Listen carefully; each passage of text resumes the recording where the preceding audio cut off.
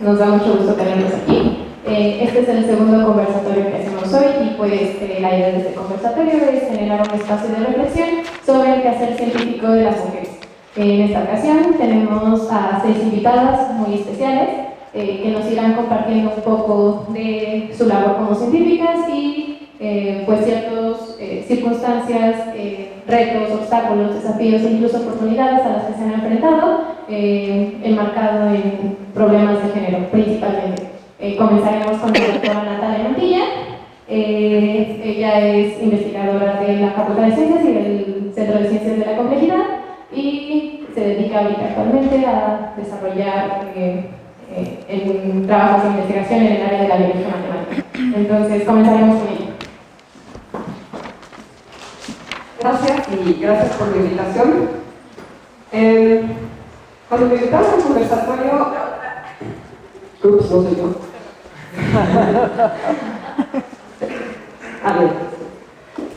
Cuando me invitaron al conversatorio, me preguntaba realmente qué tanto sentido iba a tener el hablarles propiamente de mi trabajo en investigación. Y dije, bueno, si te están pidiendo que hagas eso es porque algún interés tendrá.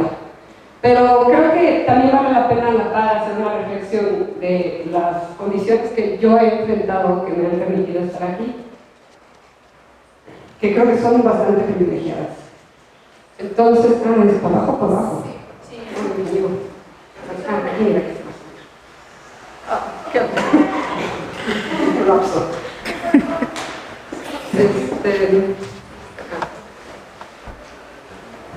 Ok. Entonces decidí que iba a hacer una especie de recorrido al pasado más remoto, que hay que bajarle, no vamos a poner nada más, ¿no? Yo te apago.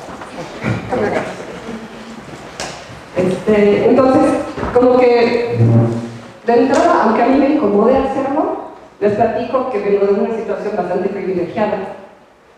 Tanto mi papá como mi mamá trabajaban en UNAM. Mi mamá era investigadora en el Instituto de Investigaciones Filológicas y mi papá era profesor aquí. Entonces, siempre estuve en la UNAM. Ahora, si yo sí soy de los hechos en la UNAM, muy probablemente no tengo detalles, pero digamos que sí pasé mucho de mi infancia pululando por estas tierras. Después estuve en escuelas particulares, que no creo que sea en sí mismo una ventaja, pero el que haya podido estar ahí habla de la posibilidad, o sea, habla del hecho de que había poder económico para hacerlo, ¿no? Fui feliz cuando finalmente entré a esa facultad y el único trabajo que realmente hice mientras estaba cursando la carrera fue dar ayudantías, que de hecho pues, complementa muy bien lo que uno está haciendo, entonces no te distrae particularmente de lo que es estudiar, ¿no? Hice la carrera de matemáticas, me gustaba mucho el álgebra y el análisis, pero pues ahora sí que no funcionaba como muy útil en el sentido de las herramientas clásicas de las matemáticas, y sí, en cambio, durante el tiempo que cursaba la carrera, pues yo empecé a ver un poco como lo que haría en mi vida profesional de otra manera, ¿no? Por las circunstancias históricas que me tocó vivir, y dije, híjole, pues está padre la matemática teórica, pero no sé si yo me veo tanto dedicada a eso. ¿Sí? Entonces voy a buscar cosas un poco más aterrizadas. Una de las rutas para mí era pensar en matemática como en educación en matemáticas, que todos sabemos que es uno de los grandes problemas que se enfrentan, y el otro era pues aplicar las matemáticas al estudio de problemas de otras áreas, ¿no? Y como siempre me había gustado la biología, pues acabé yéndome hacia allá. Entonces, si puedes, no sé, te explico. La siguiente era geológica, nos lleva a que durante la maestría me tomé un poco más en serio lo de llevar materias que fueran útiles. Entonces sí llevé las ecuaciones diferenciales y poco más, llevé álgebra y el análisis, lo que ya sabíamos que me gustaba. Pero a la hora de escoger el trabajo de tesis tuve la fortuna de caer con Octavio Miramontes, que trabaja en el Instituto de Física, y eso me dio como que una perspectiva temprana, o una perspectiva muy bonita de hecho, a qué eran los sistemas complejos y formas de estudiarlos. Y mi tesis la hice haciendo simulaciones de lo que podrían ser interacciones entre hormigas al interior de un nido y cómo eso podía explicar que surgieran ciclos regulares de activación en el nido, ¿no? Y entonces ahí pues había como hipótesis de por qué las poblaciones de hormigas en general presentaban ciertos tamaños que se podían explicar como una cosa que hacía que las hormigas intentaran mantener una cierta densidad poblacional que era la que sostenía estos ciclos, ¿no? Entonces eso más o menos fue lo que hice en la maestría, y ya se me ocurrió el museo. Pero yo todavía me acuerdo que hice el doctorado, conseguí una beca y me fui, creo que no se lee tanto como yo quería. Bueno, el CONACYT me becó y me fui a Inglaterra a estudiar y tuve también acceso a unos datos espectaculares que eran la mortalidad semanal que ocasionaba el sarampión y la tosferina en un montón de ciudades del Reino Unido. Entonces, estuve caracterizando el tipo de irregularidades que se observaban en esos datos y cómo estaban relacionados tanto el sarampión con la tosferina como los cambios que se observaban en la dinámica de estas enfermedades. Y eso fue un enfrentamiento un tanto cuanto brutal a lo que es no saber estadística, no saber probabilidad, no saber análisis de Fourier. O sea, sí, créanme que vale la pena llevar algunas de esas materias porque quién sabe dónde acabe uno, ¿sale? Y hubo trabajos padres que se derivaron de ahí, algunos que todavía voy a publicar pronto, y bueno, ya, eso es lo que hice en el doctorado. Durante el postdoctorado, uno primero fue en la misma universidad, otro fue en el Instituto Gulbenkian de Ciencia en Lisboa, y el tercero fue en el IFUNAM, en el Instituto de Física. Principalmente estuve estudiando tuberculosis en esos años y hubo como dos trabajos particulares que se llevaban de ahí. Uno era qué tanto importa, en qué forma influye la presencia de micobacterias ambientales en que la vacuna contra la tuberculosis tenga éxito y te proteja contra la enfermedad o no. Y el otro, que sigo buscando suficientes datos para poder volver un artículo espectacular, pero digamos el trabajo teórico ya está hecho, es el que relaciona el cambio demográfico con los cambios en la prevalencia de tuberculosis. Gracias al PROFIT yo pude regresar a la UNAM y actualmente soy profesora en el departamento de matemáticas, doy clases en más o menos todas las carreras porque le doy clases de matemáticas a los biólogos y de cosas como cálculo, geometría analítica, álgebra, etcétera, a las otras carreras. También una de las cosas que me pareció simpático mencionar es que por varios años estuve participando en el seminario de biología teórica del C3, que fue un seminario muy bonito por lo formativo y por el tipo de discusión que se daba en él. Y mi investigación actual ha estado enfocada a estudiar enfermedades respiratorias y al monitoreo por el reporte regular directo de síntomas de estas enfermedades y también a caracterizar la incidencia de infecciones gastrointestinales en México. Recientemente, junto con un estudiante mío, estuvimos estudiando las estrategias de vacunación y las medidas de centralidad en redes complejas. Entonces, eso nada más como para contarles un poco de lo que he hecho y quiero como cerrar retomando el punto que les mencionaba al principio, ¿no?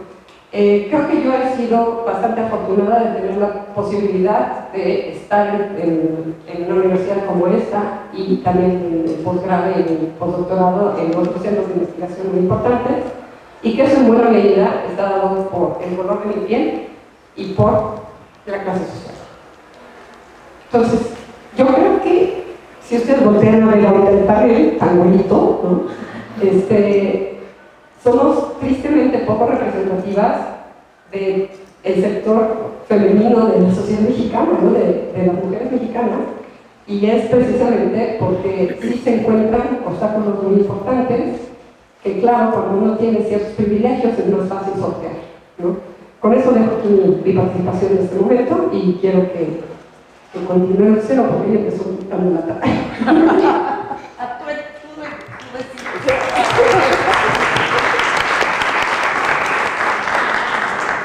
Muchas gracias.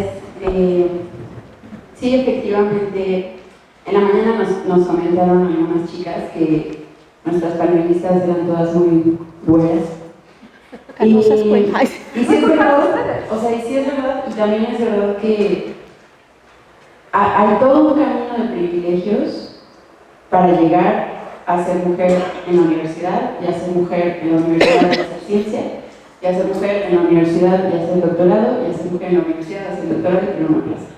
Entonces, sí somos muy poco representativas de la sociedad mexicana, pero somos muy representativas de qué es lo que se necesita o qué es lo que se favorece para llegar a estos lugares, ¿no? Entonces, hay que ser más interseccionales en eso. Bueno, ahora le doy la palabra a Luz de Teresa de Tesa, que es investigadora del Instituto de Matemáticas.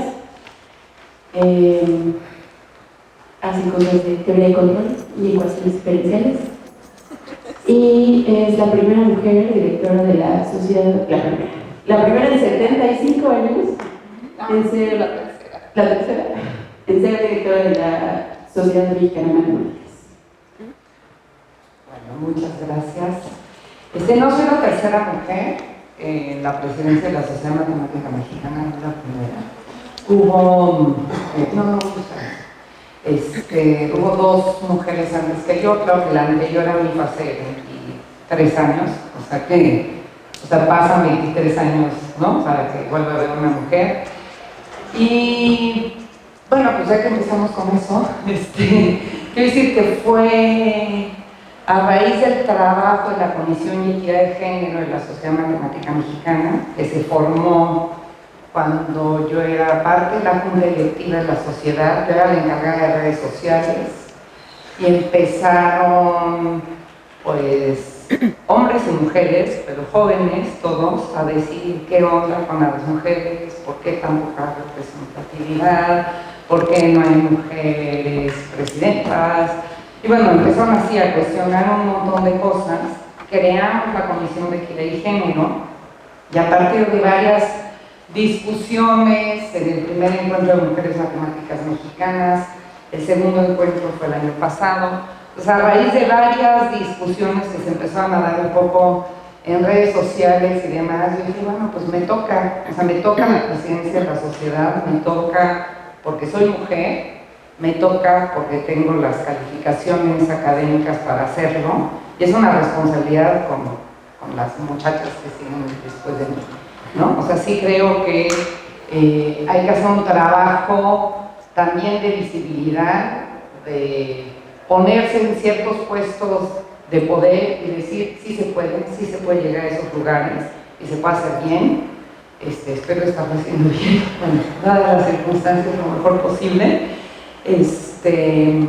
Pero sí hay que ser consciente como mujer también de decir, hay que hacer las cosas y no dejarlas como hay que las haga otro, o que yo no tomo esa responsabilidad. Sí es una responsabilidad de repente tomar la decisión de pertenecer a ciertos puestos que significan de alguna manera poder, o que significan el que uno está visible y en un lugar de mucha visibilidad ante mucha gente.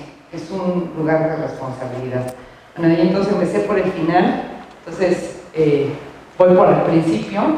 Estudié, también tuve el privilegio de poder estudiar en escuelas privadas. Mi mamá no estudió, en mi caso mi mamá no estudió porque no la dejaron estudiar, ella sí quería estudiar y no la dejaron estudiar. Ella viene de una familia española, del exilio republicano español en México, entonces pues serían muy socialistas, mi abuelo era socialista, pero sus hijas no debían estudiar. O sea, sí, es un claro ejemplo de machismo desde la supuesta izquierda, ¿no?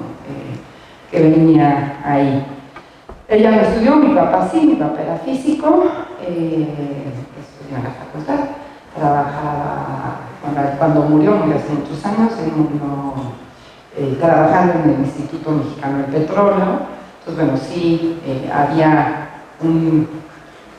una idea de que uno podía estudiar y hacer un doctorado o algo así. Mi mamá yo creo que sí tenía muy clara la idea de que a ella no la habían dejado estudiar, pero quería que sus hijas estudiaran. Ya lo del doctorado no me gustó tanto, he de decir. O sea, hasta la licenciatura, wow, ¿no? La maestría muy bien, pero ya es el doctorado, digamos, y además viajar y dejar a mis hijos, ¿cómo? ¿No? O sea, te vas a congresos y dejas a tus hijos, si es que el papá, ¿no? Eso era todo un conflicto, incluso con mis hermanas, ¿no? Como que viajas, te vas a congresos y tus hijos, pues ahí está el papá, ¿no? Pues es el papá también, ¿no? Tanto como yo la mamá. Eso siempre fue como medio conflictivo. Mis hijos no tienen daño cerebral porque yo me ¿no?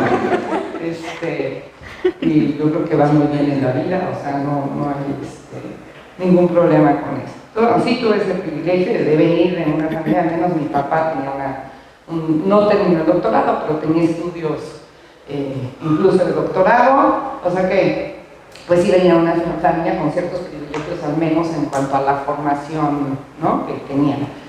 Mi mamá no estudió, pero sí tenía la aspiración y eso hizo que nos educara. Somos 6 mujeres y un hombre, no todos de la misma mamá y el mismo papá, pero nos criamos juntos. Y pues ella sí tenía la aspiración de que las hijas estudiaran, ¿no? O sea, y todas menos una distintas. Entonces, bueno, sí fue muy importante en el sentido de que de 7 hijos, 3 tenemos doctorado, o 4 tenemos doctorado actualmente, 2 tienen estudios, bueno, una tiene 2 carreras de otra maestría y solo una de las hermanas no estudió.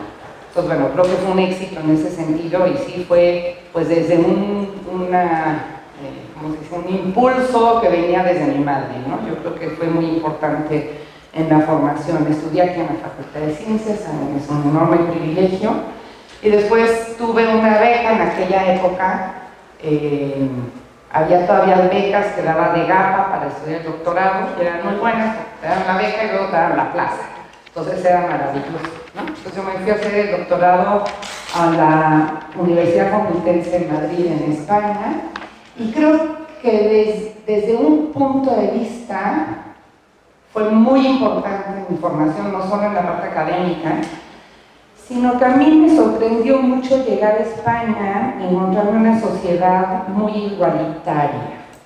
Es decir, yo iba a un gimnasio donde lo mismo iba yo, que era un estudiante de doctorado, iba a una catedrática de la Universidad de Alcalá de Henares, iba la señora que limpiaba la casa 3 cuadras más para allá, iba una técnica de telefónica, iba una secretaria de televisión española, o sea, podía verse, o sea, digo, en un gimnasio como en cualquier otro lugar en la calle, la clase media es amplísima. Ya se ha perdido, desgraciadamente, las crisis económicas y además en España han dado mucho al traste con esa sociedad, pero cuando yo llegué a una sociedad totalmente igualitaria, ¿sí?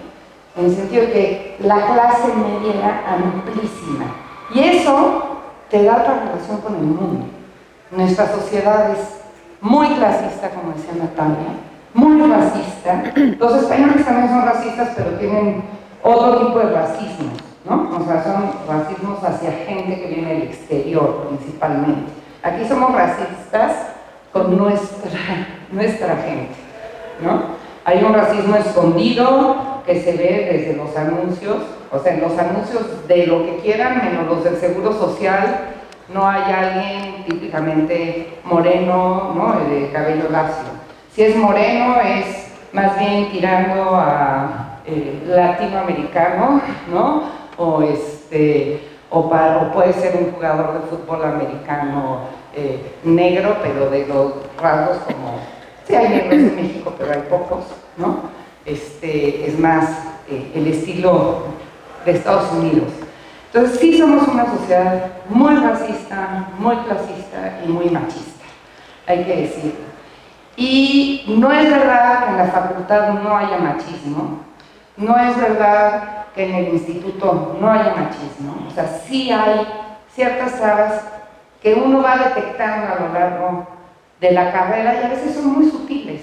A mí me pasó en esta beca de GAPA, había en aquella época, si estabas casado, paréntesis A, había un complemento de beca matrimonial, si tu marido o esposa no tenía una beca dada por la universidad. Todos mis amigos casados llegaban, entregaban el acta de matrimonio y en ese momento les daban los $200 de complemento de casado. Yo llegué a Legapa, entregué mi acta de matrimonio, me dicen, ¿qué, tu marido es inválido? No, pues no tiene derecho. Una mujer, ¿cómo que no tengo derecho si dice casado A? No, es la primera vez, no tiene derecho. ¿Cómo que no tiene derecho? No, tuvo que intervenir el secretario académico del instituto en aquel momento, que era Carlos Prieto, hablar con el secretario, el director de GAPA. O sea, finalmente me dieron el complemento de beca de casado, que estaba estipulado y ponía OA, ¿no? Entre paréntesis. 2 años más tarde, otra compañera va, pide la beca de complemento de beca de casada, le dicen lo mismo, la misma persona. Dicen, no hay complemento para mujeres, ¿no? Cuando es la mujer la que está casada. Dice, ¿cómo no? A una amiga mía se la dieron, ay, de Teresa, toma. Y se lo firmaron y se lo dieron, ¿no? Entonces, bueno, hay ese tipo de problemas no tan evidentes, y menos evidente es que al momento de evaluarnos nos piden mucho más a las mujeres.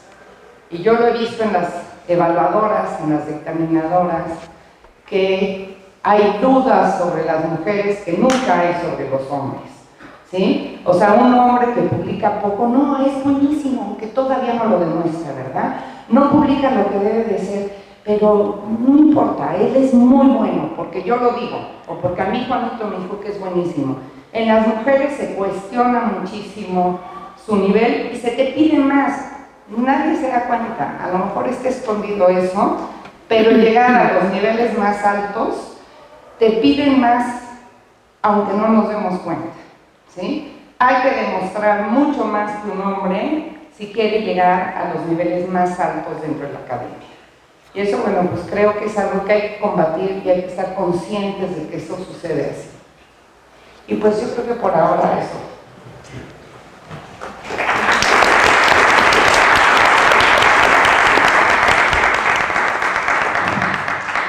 Gracias mucho, Luz.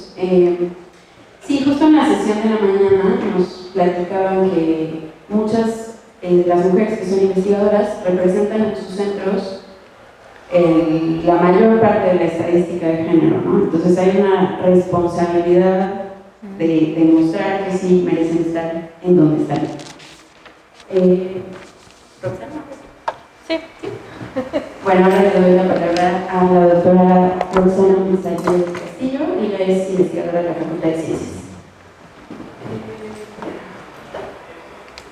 Sí. Hola, ¿qué tal? Yo soy Roxana.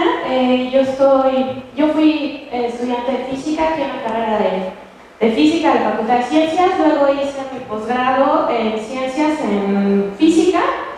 Y luego me cambié de área a ciencias materiales, que tuve la oportunidad que fue como más sencillo todo, porque es un área y un posgrado interdisciplinario.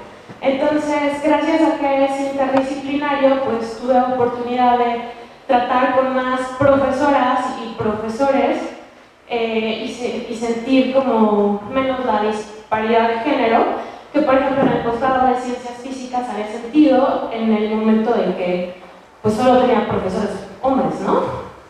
Pero sobre mi experiencia de si he sentido algún obstáculo, personalmente creo que no. Sinceramente tengo pocas historias acerca de obstáculos que haya sentido. Sin embargo, creo que lo que decía Lucero de que las mujeres llegan a altas esferas de la ciencia es verdad, y eso se ve marcado por las estadísticas, ¿no? Por ejemplo, me voy a adelantar un poquito de lo que tenía preparado, Pero hablando de premios Nobel, uno puede ver la proporción de premios Nobel. En total se han dado hasta la fecha 908 premios Nobel y solo han sido para 58 mujeres. Tomando en cuenta que estos premios Nobel, la gran mayoría es de literatura y de paz. Y ya no se diga en el área de la física, que los premios Nobel han estado por Marie Curie. En los 60s se le dio a esta Marie Curie, y hasta el año pasado que se dio el tercer premio Nobel en física a una mujer que, por cierto, no estaba contratada en la universidad, y la contrataron, yo creo que ya la contrataron, esperemos que ya la hayan contratado, pero ella tenía todo el análisis y su investigación había sido muy importante para la humanidad, teniendo repercusiones directas en medicina, y no se la reconoció hasta el año pasado. Yo quisiera hacer un poquito una reflexión acerca de qué tipo o cuántas mujeres llegan a la carrera científica. Entonces, este organismo, la OCDE, tiene una estadística dirigida a México. Yo saco estos datos del año 2017, en las que hacen un conteo de proporción de cuántas personas se acercan a carreras científicas. Ellos hacen esta cosa que se llama el STEM, que dicen carreras científicas, tecnológicas, ingeniería y matemáticas, y nos comparan con otros países como es Alemania, India, Reino Unido, etc., ¿no? Entonces, básicamente lo que se puede ver es que en México, perdón el tamaño, así es la figura original, en México, de nuevo ingreso, las personas que escogen una carrera tipo STEM es como del 33%. Y de este 33%, las personas que llegan, que son porcentaje de mujeres, es el 30%, que es la media de que ellos hacen su análisis, ¿no? El país que tiene más mujeres es la India. En la India, de nuevo ingreso, llegan el 38% de mujeres a carreras tipo STEM. Luego sigue Islandia, Nueva Zelanda y Reino Unido con un 37%, luego Polonia 36%, Portugal 35%, nosotros tenemos un honroso 30%, y me sorprendió mucho ver que Japón tiene un 16% de mujeres que llegan a carreras científicas. Y esto me sorprendió, y aparte, bueno, me sorprendió un poco, pero ya lo esperaba, ¿no? Porque en Japón, pues la cultura es bastante machista, pero aún así tienen una tecnología y ciencia bastante avanzada. Y quiere decir que no las dejen llegar. Pero bueno, hablando un poquito más de México, parece ser que las mujeres tienden a escoger carreras relacionadas con la educación, luego ciencias sociales y luego salud y bienestar, ¿no? Esa es un poquito el porcentaje que hay. Sobre la carrera de física, la doctora Mirna Villavicencio me pasó las estadísticas de cuántas mujeres entran y cuántas mujeres salen en la carrera de física. Entonces, uno puede ver que al año entra 28%, un promedio de 28%, y se reinscribe un promedio de 23%, lo cual me hace pensar que pues no se fijan tantas mujeres, ¿no? No se pierden tantas mujeres en el camino. Y el egreso anual de los físicos que salen es el 20% son mujeres, tomando en cuenta de que entra un 28% y de que pues es una edad un poquito conflictiva, pensando en que es edad reproductiva y demás, pues yo creo que las mujeres lo hacen bien en ciencia, por lo menos en física, ¿no? Y en mi experiencia como profesora, mis mejores alumnos o los alumnos que le echan más ganas a las materias han sido las niñas. Bueno, la UNESCO dice que el 30% de las mujeres están en actividades de investigación científica, entonces podría decirse que en México estamos en ese promedio. y me gustaría que analizáramos qué tenemos que hacer para salirnos del promedio y mejorar esa estadística. Y sobre becas CONACYT, hoy en la mañana salió esta estadística donde dice que el 49% de mujeres, perdón, 49% de becas CONACYT nacionales son para mujeres y el 46% de becas internacionales son para mujeres, ¿no? Sobre el SNI, ¿qué ha pasado con el SNI? ¿Qué pasa con las investigadoras? Fíjense que dice que para el 2016, del total de miembros del SNI, hay un 37%. En contraste del primer año del SNI, que fue inaugurado en 1984, que era un 18%. Entonces, comparando de que si ingenuamente, sin saber muchas de las demás estadísticas, con estos puros datos, me hace pensar que la mayoría de las mujeres que entran a carreras científicas, ese 27%, se mantiene en la academia. Bueno, mi reflexión es que sí estamos en una sociedad bastante machista, pero dentro de la academia creo que estamos haciendo cosas bien. Obviamente se puede mejorar, tenemos que mejorar el porcentaje, pero por lo menos se ve en números que la mayoría de las mujeres que entran se conservan en la academia. No sé si Caro tenga algún comentario, reflexión. Vamos a tener después una sesión de preguntas y eso. Muchas gracias a la doctora Roxana.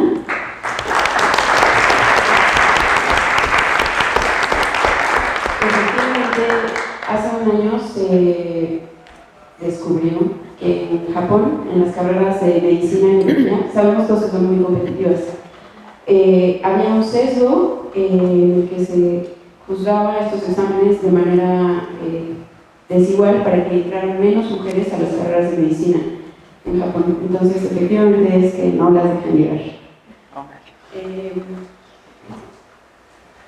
¿Yo? Ahora les doy la palabra a la doctora Elisa Omíguez. Ella es del Centro de Ciencias Matemáticas y también del C3 y hace cosas de biología de sistemas. Muchas gracias por la invitación. También gracias a los antecedentes de las compañeras, porque tocaron varios puntos que me parecen importantes resaltar. Igual que las tres ponentes, bueno, no sé de Roxana, pero algunas de las ponentes antes de mí, tuve una educación antes de entrar a la Facultad de Ciencias también bastante privilegiada. Tuve la fortuna de poder ir a, bueno, fortuna y no tanto en otro sentido, a escuelas privadas bastante, bueno, que me dieron ciertas oportunidades. Ambos de mis padres son académicos, entonces también en mi familia pues siempre ha estado como ese espíritu, digamos, de hacer investigación y ciencia y bueno, creo que gracias a eso he podido llegar a donde está. Entonces, bueno, voy a empezar con igual un recuento un poco más personal de mi experiencia, de cómo llegué al Centro de Ciencias Matemáticas Campus Morelia, de la UNAM Campus Morelia, empezando como bióloga aquí en la Facultad de Ciencias. Entonces, pues yo hace ya bastantes años, creo que 2004, entré aquí a la Facultad de Ciencias, primer semestre, me tocó el turno vespertino, ¿no? Entonces, ese fue mi primer problema, semestre 1, primer problema, porque pues me daba miedo regresar a las 10 de la noche a mi casa. Pues yo vivo, bueno, ahora ya no, pero viví siempre con mamá, que también trabaja, entonces pues era como, híjole, irse corriendo de aquí al metro y luego del metro a la casa para que no lo asaltaran a uno y para que no te dijeran cosas, no llevar computadora, no llevar falda y demás. En esa época también me di cuenta de pues, una solución a ese problema, que es una solución solidaria y colectiva, ¿no? Lo que hicimos entre todos, los de mi generación, bueno, de mi semestre, era pues, irnos juntos al metro y luego, pues igual, bueno, ya cada quien cerca de su casa se las arreglaba con familiares también, supongo que todos tenían familiares o gente que los podía recoger del metro cuando llegaban entre 10 y 11 y 12 de la noche a sus casas. Entonces, aquí quiero resaltar que este primer problema que actualmente me parece que afecta a muchísimas personas en este país, vemos diario estadísticas de mujeres asesinadas, muchas de ellas seguramente de regreso a su casa, de su lugar de trabajo, de estudio. Entonces, pues, esto es un problema gravísimo y donde la solución que al menos yo encontré fue pues, justamente un apoyo con demás compañeros y compañeras, ¿no? Una solidaridad entre nosotros. Y también un apoyo de la familia. Ya llegando a casa, no sé, que mi prima me pasara a recoger o lo que sea. Bueno, hacia el final de la carrera empecé a interesarme más y más por cuestiones teóricas, que igual a casi ningún biólogo le interesa, lo cual no es de extrañarse porque ir a la selva es maravilloso. Pues justamente esa parte de solidaridad se empezó a ver afectada porque pues uno cada vez se atomiza más y más en las investigaciones, ¿no? Entonces empieza uno a tomar seminario de tesis con máximo 2 compañeros más, algunas materias donde somos bien poquitos y demás. Entonces, para mí, por ejemplo, tuve ahí algunas experiencias donde me daba miedo o temor entrar al cubículo de algunos de mis profesores hombres por miedo a escenarios de acoso o escenarios de misoginia, ¿no? Entonces, pues eso yo creo que es algo bastante fuerte. Cuando yo estaba estudiando ya hace algunos años, me parecía normal esperar afuera del cubículo de mis profesores, esperando alguna compañera para poder entrar acompañada, pero pues uno, sobre todo entre más avanzando en la investigación, inevitablemente pues tiene uno que entrar a solas con un profesor o asesor a su cubículo, ¿no? Entonces, estas cuestiones que algunas personas pueden considerar como un detalle, yo lo considero gravísimo también, y en mi caso muy en particular sí creo que esto sesgó mi elección de a qué especializarme. De hecho, muchos años más tarde, ya que estaba terminando el doctorado, de pronto me di cuenta que todos los asesores que había elegido son mujeres. Entonces, ¿por qué? Pues justamente por estas situaciones de incomodidad. Entonces, pues esto creo que es importante y resalta 2 cuestiones que me parecen graves y relevantes. La primera es la importancia de que todas las áreas estén representadas por mujeres. ¿Por qué? Porque podemos haber personas que no nos sintamos cómodas estando a solas con ciertas personas, sobre todo si estas personas presentan algún tipo de comentario que, aunque se acerque a cuestiones de acoso o de misoginia, pueden ser increíblemente incomodantes y pues muchas de nosotras tal vez no lo expresamos y puede afectar todas las decisiones que tomemos a futuro, lo cual pues en mi caso así fue, y de hecho fue una decisión inconsciente que, repito, me di cuenta hasta muchos años después. De hecho, bueno, tuve pues en la licenciatura una tutora, en la maestría una tutora, en el doctorado una tutora, en mi primer postdoc tutora, en mi segundo postdoc tutora, primer postdoc y segundo postdoc tutora, y en todas las estancias de investigación que he hecho, con excepción de una con un investigador argentino, todas han sido mujeres. Entonces, pues, ¿qué onda, no? Esto me parece, no sé, me parece interesante. También quiero resaltar pues justamente estos casos de excepción. Cuando estaba haciendo el doctorado, con mi tutora, japonesa por cierto, ahora hablo de ella, yo fui su primera alumna, entonces pues había que ser coasesorada por alguien, y mi coasesor pues era un hombre que, pues, una persona genial, admiro y respeto muchísimo, creo que es el ser más inteligente de esta tierra. Entonces quiero decir esto porque pues hay excepciones y sí se puede hacer las cosas de otra manera. De hecho, me gustaría pensar que en general los investigadores no presentan estas actitudes, pero aunque estos pequeños porcentajes de investigadores que presenten estas actitudes pueden sesgar muchísimo las decisiones académicas de nosotras. Bueno, después quiero igual contarles un poco más sobre mi posgrado. Pues hice la licenciatura aquí, primero como les dije, en biología, luego me cambié, bueno, no me cambié, terminé biología y empecé matemáticas, nunca lo acabé, lo cual me da un poco de pena decirlo, porque ahora estoy en el Centro de Ciencias Matemáticas y a veces me gustaría tomar clases con mis colegas, más que sea, como alumna, no como lo que sea. Y bueno, y después el posgrado lo hice en Inglaterra, en el Imperial College London, bajo la asesoría de la doctora Reiko Tanaka, quien es japonesa, que pues, trabaja en Inglaterra, y trabaja en Inglaterra porque justamente ella es una ingeniera en control que fue la única mujer de toda su generación en ingeniería en control en Japón. Y ella lo que me contó en reiteradas ocasiones es que pues justo tuvo que salir de Japón por cuestiones de género, o sea, porque se sintió completamente invisibilizada y desplazada por sus compañeros, que me decía, simplemente estaban esperando a que ella tuviera hijos y dejara la academia. Entonces jamás tomaron en serio sus investigaciones y pues ahora es una investigadora importante en el área de biología de sistemas con un grupo fuerte y demás, y que ahora sí ha regresado a Japón para hacer investigación, pero ya solamente de manera colaborativa.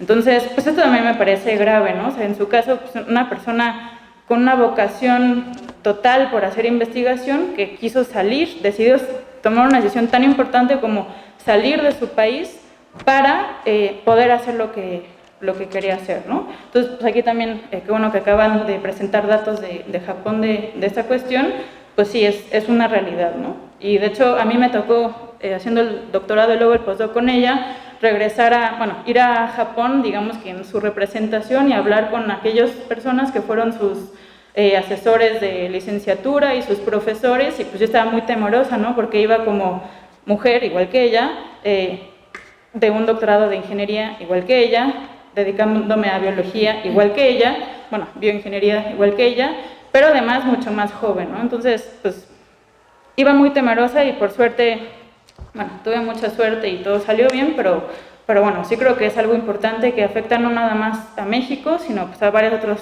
lados del mundo. También en mi experiencia en Inglaterra estuve ahí en total 7 años, y pues yo creo que para mí una de las cosas que más ayudaron a poder clavarme muchísimo en la investigación doctoral y de maestría y postdoctoral que hice es que yo en esos tiempos, por ejemplo, cuando estaba haciendo la maestría no tenía computadora, lo cual para un biólogo computacional está difícil. Felizmente la biblioteca abría 24 horas, entonces pues yo salía a las 2 o 3 de la mañana de la biblioteca y me iba a mi casa tranquilamente, o sea, sin importar si me iba en transporte público, caminando, en bicicleta, en pants, en calzones incluso. O sea, ahí tienen en Londres un día de ir en calzones al metro y no hay ningún problema. Entonces, la verdad, para mí eso fue de lo más satisfactorio de estar en el extranjero, de pues no tener que sudar o estar viendo la hora de a qué hora termino de trabajar, y pues que el único limitante pues sea pues el hambre casi siempre o el sueño, pero no el miedo a no salir después de las 10 o 7 de la noche incluso, porque ya está oscuro, ¿no? Eso pues es algo que, por ejemplo, actualmente donde trabajo, en Morelia, en el Centro de Ciencias Matemáticas, si alguien de ustedes ha ido, bueno, algunos del público que he visto por allá, pues a veces es bien difícil, ¿no? O sea, yo hasta hace muy poco tiempo no tenía coche, pues siempre me iba en bicicleta al trabajo, pues ¿cómo me regreso a la casa? O sea, si igual ahí somos solamente 2 mujeres, una de las cuales está casada y pues siempre se va con su esposo y creo que no habla mucho español, no sé bien, eso no importa, pero pues justamente este apoyo colectivo no está, ¿no? Y es algo bien grave, porque pues a veces yo estoy así como bien clavada o lo que sea, igual en YouTube procrastinando, lo que sea, pero en mi cubículo, y pues de pronto es como, no, ya son las 6:30 de la tarde, ya me tengo que ir a mi casa porque si no la calabaza, bla, bla, bla. Además de que el transporte público es pésimo, pero bueno, eso es otra cuestión. Entonces, pues en Morelia, por ejemplo, me pasa lo mismo que me pasaba aquí en primer semestre, en el sentido de que pues, siento la necesidad de, por seguridad, irme temprano a casa, y ahí más aún porque no hay colegas investigadoras con las que me pueda ir solidariamente caminando hacia, dirección mi casa, y tampoco tengo familia que me esté esperando, ¿no? O sea, todos ellos están en México. Entonces también este es otro punto que quiero resaltar. O sea, yo veo muy bien como toda esta cuestión de descentralización del país y demás, pero justamente alejar a mujeres de su núcleo familiar y de su apoyo, pues también es una cuestión difícil, ¿no? Porque pues con todo esto de, a ver, dime, no sé, seguro todos ustedes han estado con amigos y se van tarde a la casa y les dicen, no, pues mándame un mensajito cuando llegues o háblame cuando llegues. pues ella, pues sí, pero ¿y luego qué? O sea, están lejísimos todos. Entonces, son cuestiones que igual son sutiles, pero una a una se van acumulando y la verdad es que van haciendo la labor científica de la vida cotidiana bastante complicada, ¿no? Entonces, cosas tan sencillas como ir al lugar de trabajo o irse del lugar de trabajo, pues y tener uno, o sea, no debería uno tener que romperse la cabeza de cómo solucionar ese tipo de cuestiones, ¿no? Y bueno, quiero decir que en el Centro de Ciencias Matemáticas tengo la fortuna de trabajar con varios, bueno, casi todos colegas hombres. Todos son sumamente amables y respetuosos, pero pues bueno, también, no sé si por matemáticos o por no meterse en problemas, tienen como un distanciamiento interesante, son muy amables, pero quizás, o sea, no gente con quien les diga, oye, acompáñame a mi casa, por favor, porque me da miedo caminar por aquí. Y no sé. No. Y bueno, es Morelia. Sí. Y bueno, finalmente también quiero recalcar otra cuestión que pues para muchas investigadoras jóvenes pues puede ser de importancia, que pues es la cuestión de las guarderías infantiles y cosas así, ¿no? Entonces, otra cosa que a mí me da muchísimo coraje es llegar a mi trabajo y que a las 3 o 4 de la tarde vengan las esposas, que pues, están de amas de casa o lo que sea, y traigan a sus hijitos para que jueguen un rato en el parquecito de la ciencia que hay ahí en la UNAM Campus Morelia, y luego ya se regresan a su casa, se llevan a los niños para ellos cambiarle los pañales o lo que sea, el investigador hombre puede regresar a su cubículo a seguir clavado resolviendo teoremas, ¿no? Entonces, a mí eso me da mucho coraje, ¿por qué? Porque si yo me planteara, no es que me lo plantee o lo que sea, no importa, tener un hijo, o sea, yo tengo que pensar cómo hacerle, ¿no? O sea, no va a haber alguien, una esposa que llegue a traerme a mi hijo al parque a que juegue con él 15 minutos y luego se lo lleva de regreso. Entonces, si no hay estancias infantiles, si no hay como una red de apoyo otra vez cerca de ahí, si no hay familia, si no hay amigas, también se vuelve una decisión de, pues, bueno, bye, ¿no? Entonces, creo que todos estos son temas que otra vez coincido totalmente con Natalia, que venimos de una posición muy privilegiada, entonces pues yo creo que de todas las cuestiones de género que puede haber en este país, estoy hablando de las más leves y aún así me parecen graves y dignas de atenderse. Entonces, bueno, gracias.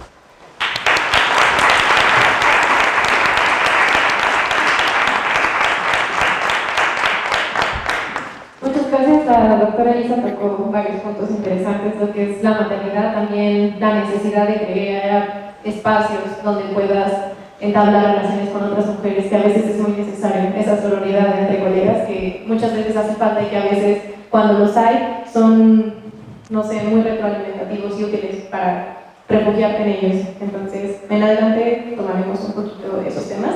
Y bueno, ahora le cedo la palabra a la doctora María del Carmen Millana Solís. Ella es profesora asociada de la Facultad de Ciencias, se dedica al estudio de ritmos biológicos y cronobiología. Gracias. Muy buenas tardes a todos. Cuando me enteré de esta reunión, mi primera idea que me llegó a la mente fue decir, ¿y yo qué voy a hacer ahí? Y justo le comentaba yo a Dani, que tuve la fortuna de tenerla como alumna el semestre pasado, le dije, oye, y yo no tengo plaza, entonces, ¿qué hago en ese conversatorio? No tengo la más remota idea de qué decir. Y justo fue lo que me dijo, es que eso es lo que queremos, o sea, que nos digas cuál es tu experiencia. Entonces, les voy a platicar muy brevemente cuál ha sido mi experiencia a lo largo de todos estos años académicos, que al día de hoy yo me puedo levantar y a pesar de todo puedo decir, estoy feliz de estar aquí, de seguir luchando y no me voy a cansar, me encuentre la piedra lo más grande que sea. Entonces, en algunas cosas coincido con la doctora Natalia y la doctora Luz, mucho gusto en conocerlas, matemáticas, que por ahí también tengo una alumna que hizo una tesis de cronobiología con modelos matemáticos muy, muy interesante, y bueno, a las otras doctoras también muchísimo gusto en conocerlas. Y mi vida de alguna manera fue privilegiada hasta que decidí estudiar. También vengo de padres españoles, mi mamá tampoco estudió, de una familia muy conservadora, cuya idea era, bueno, pues ponte a estudiar piano, ten hijos, una casa bonita, ponte a bordar, aprende a coser, tejer, etc. Pero el estudio era así como que, ¡ay, no! Mi papá, por el contrario, él viene justo de la Guerra Civil Española y para él fue un choque emocional muy grande no poder estudiar. O sea, de hecho, él estudió solo, él aprendió a leer solo, él aprendió a escribir solo y él me platicaba esas historias y a lo largo de mi vida ha sido la fuerza para poder seguir adelante. Estudié en escuelas particulares hasta la preparatoria, la cual salí con pésimo promedio. Fue la etapa más dura de mi vida y tuve que repetir materias en la prepa abierta para poder arrastrar el 7 y poder entrar a la universidad. Y entrando aquí fue un choque emocional muy fuerte, porque de esas escuelas era levantar la mano y poder decir, ¿puedo ir al sanitario? Y era así como que, ¿y esta qué le pasa, no? En la universidad, y yo me sentí un bicho totalmente raro. Conforme fueron pasando los años, yo me fui dando cuenta que lo que más quería hacer en mi vida era ser bióloga. Y de hecho, un maestro que desafortunadamente falleció durante la huelga del 96, él sabía que mi idea de estudiar realmente era medicina y no biología, y por azares del destino que fallece mi padre, yo no pude estudiar medicina. Y antes decía, acabé en biología, pero ahora digo, no, afortunadamente estudié biología. Y él, le agradezco infinitamente porque él me dijo, yo voy a hacer que no quieras hacer otra cosa en tu vida más que bióloga. Y justo estoy aquí. Pasaron los años y al terminar la carrera, de hecho entré ya tarde, estudié la carrera, entré a los 25 años por diversas cuestiones. Y al terminar surge la oportunidad de hacer el doctorado directo en medicina. Tomo la decisión de entrar y mi proyecto iba justamente dirigido a desnutrición, porque a mí me asustó muchísimo la desnutrición tan grave que hay en México, y me refiero tanto a niños que carecen de alimento en su totalidad como el exceso, lo que nos ha llevado a ser el primer país obeso en México. Entonces, para mí mi gran ignorancia fue un choque emocional ver que la desnutrición que había en México era un problema gravísimo. Decido hacer el doctorado y en la mitad del doctorado que estuve en un laboratorio de ritmos biológicos, quizás alguien conoce a la doctora Carolina Escobar, ella fue mi tutora, es mi mamá académica, y un día llega a plantearme la posibilidad de ir a Francia a hacer un trabajo de ritmos biológicos. Y mi primera reacción fue, esta mujer está loca. O sea, yo trabajaba con desnutrición, a pesar de estar en un grupo de ritmos biológicos, yo leía los artículos y decía, no me interesa, ay, no sé ni qué son los ritmos, un actograma, una manera de graficar, yo no sé ni qué es eso. Y aún así, me tomo el atrevimiento de llegar a Francia, exponer artículos de ritmos biológicos, y me titulo con una tesis que es de, aparte de desnutrición, malnutrición, obesidad y todo lo que se imagine relacionado al tema de ritmos biológicos. Y ahí es donde yo decido seguir trabajando con ritmos biológicos. Me abre un panorama totalmente distinto de lo que es la vida, de lo que es enfrentarse a problemas tanto sociales como médicos, como políticos, etcétera, pero vistos desde un abordaje cronobiológico, que es algo lo que a mí me apasiona. A partir de que yo termino el doctorado, a pesar de que salgo con la posibilidad de tener una plaza en la Facultad de Medicina, yo decido que no, porque no quería yo seguir sacrificando animales haciendo experimentos pilotos sin mucho sentido. Y desde ahí empieza mi viacrucis. Y curiosamente, no sé si para bien o para mal, no se ha tocado el tema aquí, de también la discriminación que hay entre las mismas mujeres, que para mí es todavía más grave que la que hay entre hombres y mujeres o viceversa. Entonces, a partir de que yo salgo del doctorado, inicio la lucha para poder conseguir una plaza, empieza ahí la agresión de mujeres hacia mí muy severa. O sea, me he llevado insultos, me he llevado agresiones verbales, me he llevado cualquier cantidad de agresiones como tal hacia mí por mujeres. Curiosamente me he llevado yo toda mi vida mucho mejor con los hombres que con las mujeres, a pesar de que mis tutoras han sido mujeres y tengo amigas mujeres grandísimas, pero siempre ha sido problemas con ellas. O sea, yo veo que hay una competencia impresionante entre nosotras, que si nos podemos poner el pie nos lo ponemos, y si te puedo fastidiar te fastidio mejor para que sangres, y ese es el problema más grave que yo veo. Les comentaba que al día de hoy yo no quiero ser otra cosa en mi vida más que bióloga, no quiero seguir haciendo otra cosa más que ritmos biológicos. En México es un tema que está muy poco explorado, de no ser el grupo de la doctora Carolina Escobar, el grupo del doctor Raúl Aguilar, uno que hay en Veracruz y otros que hay en Guadalajara, no pasa de 10 grupos, que son los que estudian ritmos biológicos en México. Es un área que está sumamente pobre, es un área que se puede explotar a todos los niveles, desde todos los puntos de vista, desde todas las ciencias que podamos nosotros imaginar, y hoy en día es lo que yo quiero hacer, y formar, desde mi punto de vista, tanto hombres como mujeres, pero justo sin esa manera de agresión hacia las propias mujeres, justo sin esa manera de estarnos poniendo el pie constantemente y con una libertad para poder elegir qué es lo que quiero estudiar, como la doctora, que justo ella recibió las agresiones de hombres.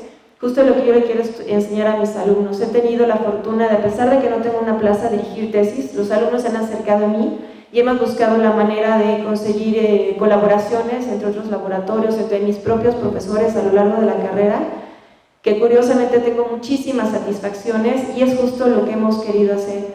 O sea, abrir líneas de investigación donde tanto hombres como mujeres tengan la capacidad de desarrollarse, sin tener la necesidad, una, de estar rogando que pueda hacer las cosas o estar suplicando que pueda hacer las cosas, tener la oportunidad de demostrar que como tal lo podemos hacer, y es lo que yo quiero seguir haciendo el resto de mi vida.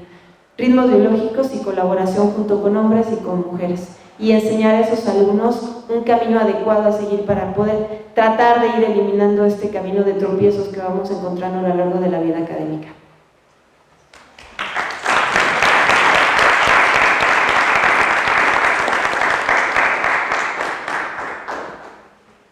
Sí, pues respecto a lo que nos comenta la doctora, sí es importante la reflexión de si las mujeres competimos porque queremos o porque así nos han enseñado a relacionarnos con otras mujeres, ¿no? Y pues en ese sentido sí empezar a tejer redes de apoyo, de cooperación científica desde una mirada más sorora y menos competitiva. Ahora le cedo la palabra a la doctora Ana Piñeiro. Ella es investigadora de la UAM Xochimilco y fundadora de la Unión de Científicos Comprometidos con la Sociedad. Hola, buenas tardes. Yo traía una presentación y yo soy del grupo de biólogos que nos gusta poner fotitos de todo. Entonces hice fotitos bonitas y miren el maíz y miren la flor y así, pero no la voy a poner, creo que no hace falta. No.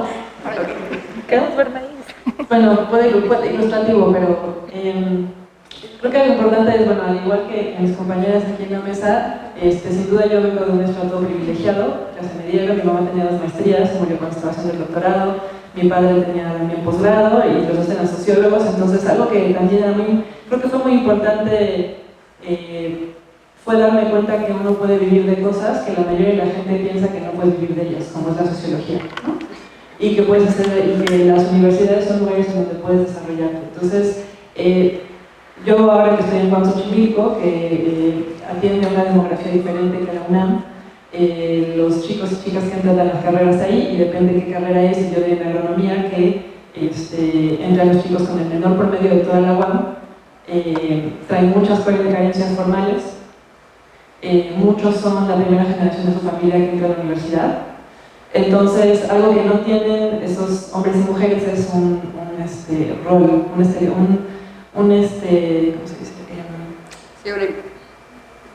Alguien a quien seguir, a quien emular dentro de su familia, ¿no?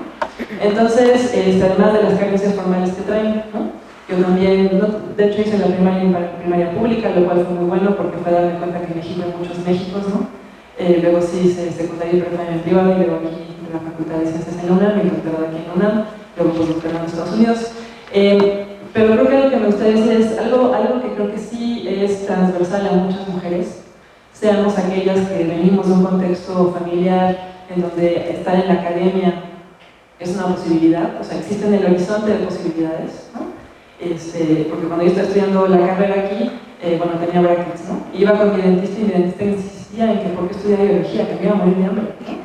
Que me cambiara de odontología o que perdiera medicina, pero pues ¿cómo voy a vivir de ser bióloga? Si no, yo quiero ser bióloga, ¿no? Es lo que voy a hacer. Misma cosa que me decía mi abuelo no pensando que me fuera a morir de hambre, pero diciendo, bueno, biología, ¿por qué no mejor medicina? Yo te pago la carrera. Así que no, los humanos están sobrevalorados, yo quiero plantas y cosas. Así se lo dije, sí, mi abuelo le quería mucho, no me sonrió. Pero creo que algo que es importante y que he visto ahora que doy clases en licenciatura y que he tenido estudiantes de licenciatura y también estoy empezando a tener de posgrado, algo que sí tenemos, creo que es transversal que trasciende los estratos sociales, y yo creo que aquí hay algo importante, o sea, sí es, la visibilidad es importante, como ya comentaba Lucero, ¿no? El visibilizar a más mujeres en puestos de decisión o de poder, dentro de la academia en particular, pero también es cómo nos educan desde la primaria y desde la familia misma. Y lo que he visto con muchas estudiantes mujeres, a diferencia de estudiantes hombres, es ellas suelen ser mucho más esforzadas que ellos suelen tener más confianza en lo que saben, sea correcto o no, sea preciso o no, sea que sí en realidad saben lo que les estás preguntando o no. Las mujeres, creo que desde muy jóvenes, el ambiente nos lleva a estar dudando de nuestras capacidades, más aún si nos dedicamos a carreras científicas, ¿no? Que son difíciles, ¿no? Las matemáticas son difíciles, la química es difícil, la física es difícil, o sea, ese tipo de estereotipos vienen desde la primaria, ¿no? Es que es bien difícil las matemáticas, etc. Es decir, en particular en carreras de ciencia hay esta noción de que es mucho más difícil y la noción social de que las mujeres estamos menos capacitadas para estudiar en este tipo de carreras, y entonces veo a chicas muy jóvenes, muy capaces, que todo el tiempo están dudando de sus habilidades. Yo creo que eso es algo que es algo que, eliminando los factores socioeconómicos que también inciden, ¿no? Si tienen que mantener a su familia, si ya tienen hijos, si tienen pareja, si tienen que cuidar a sus papás, todo eso incide porque además el cuidado de la familia sigue cayendo encima de las mujeres. Y yo diría que sigue cayendo encima de las mujeres académicas en una gran proporción. Entonces no importa si tenemos doctorado, como dice por ahí, decía mi papá, el doctorado no quita lo pendejo. Entonces uno puede tener un doctorado, su pareja también tener un doctorado, y de todas maneras se sigue asumiendo que uno como mujer tiene que tener una carga asimétrica del cuidado de la familia, ¿no? Y eso es algo que sí afecta el desarrollo de las mujeres. Entonces se cuestiona todo y empiezan con un síndrome del impostor, ¿no? Desde muy jóvenes. Ya no digamos, el síndrome del impostor muchas veces ha sido descrito cuando uno acaba el doctorado y está buscando una plaza en donde insertarse, decir, híjole, es que no sé todo lo que sé y creo que no lo sé lo suficiente, y etcétera, ¿no? Y eso afecta a hombres y mujeres, pero veo desde más jóvenes mujeres preguntándose eso, y eso afecta su trayectoria dentro de la ciencia, digamos, en sentido amplio. También otra cosa que es propia de la academia, como la tenemos entendida ahora,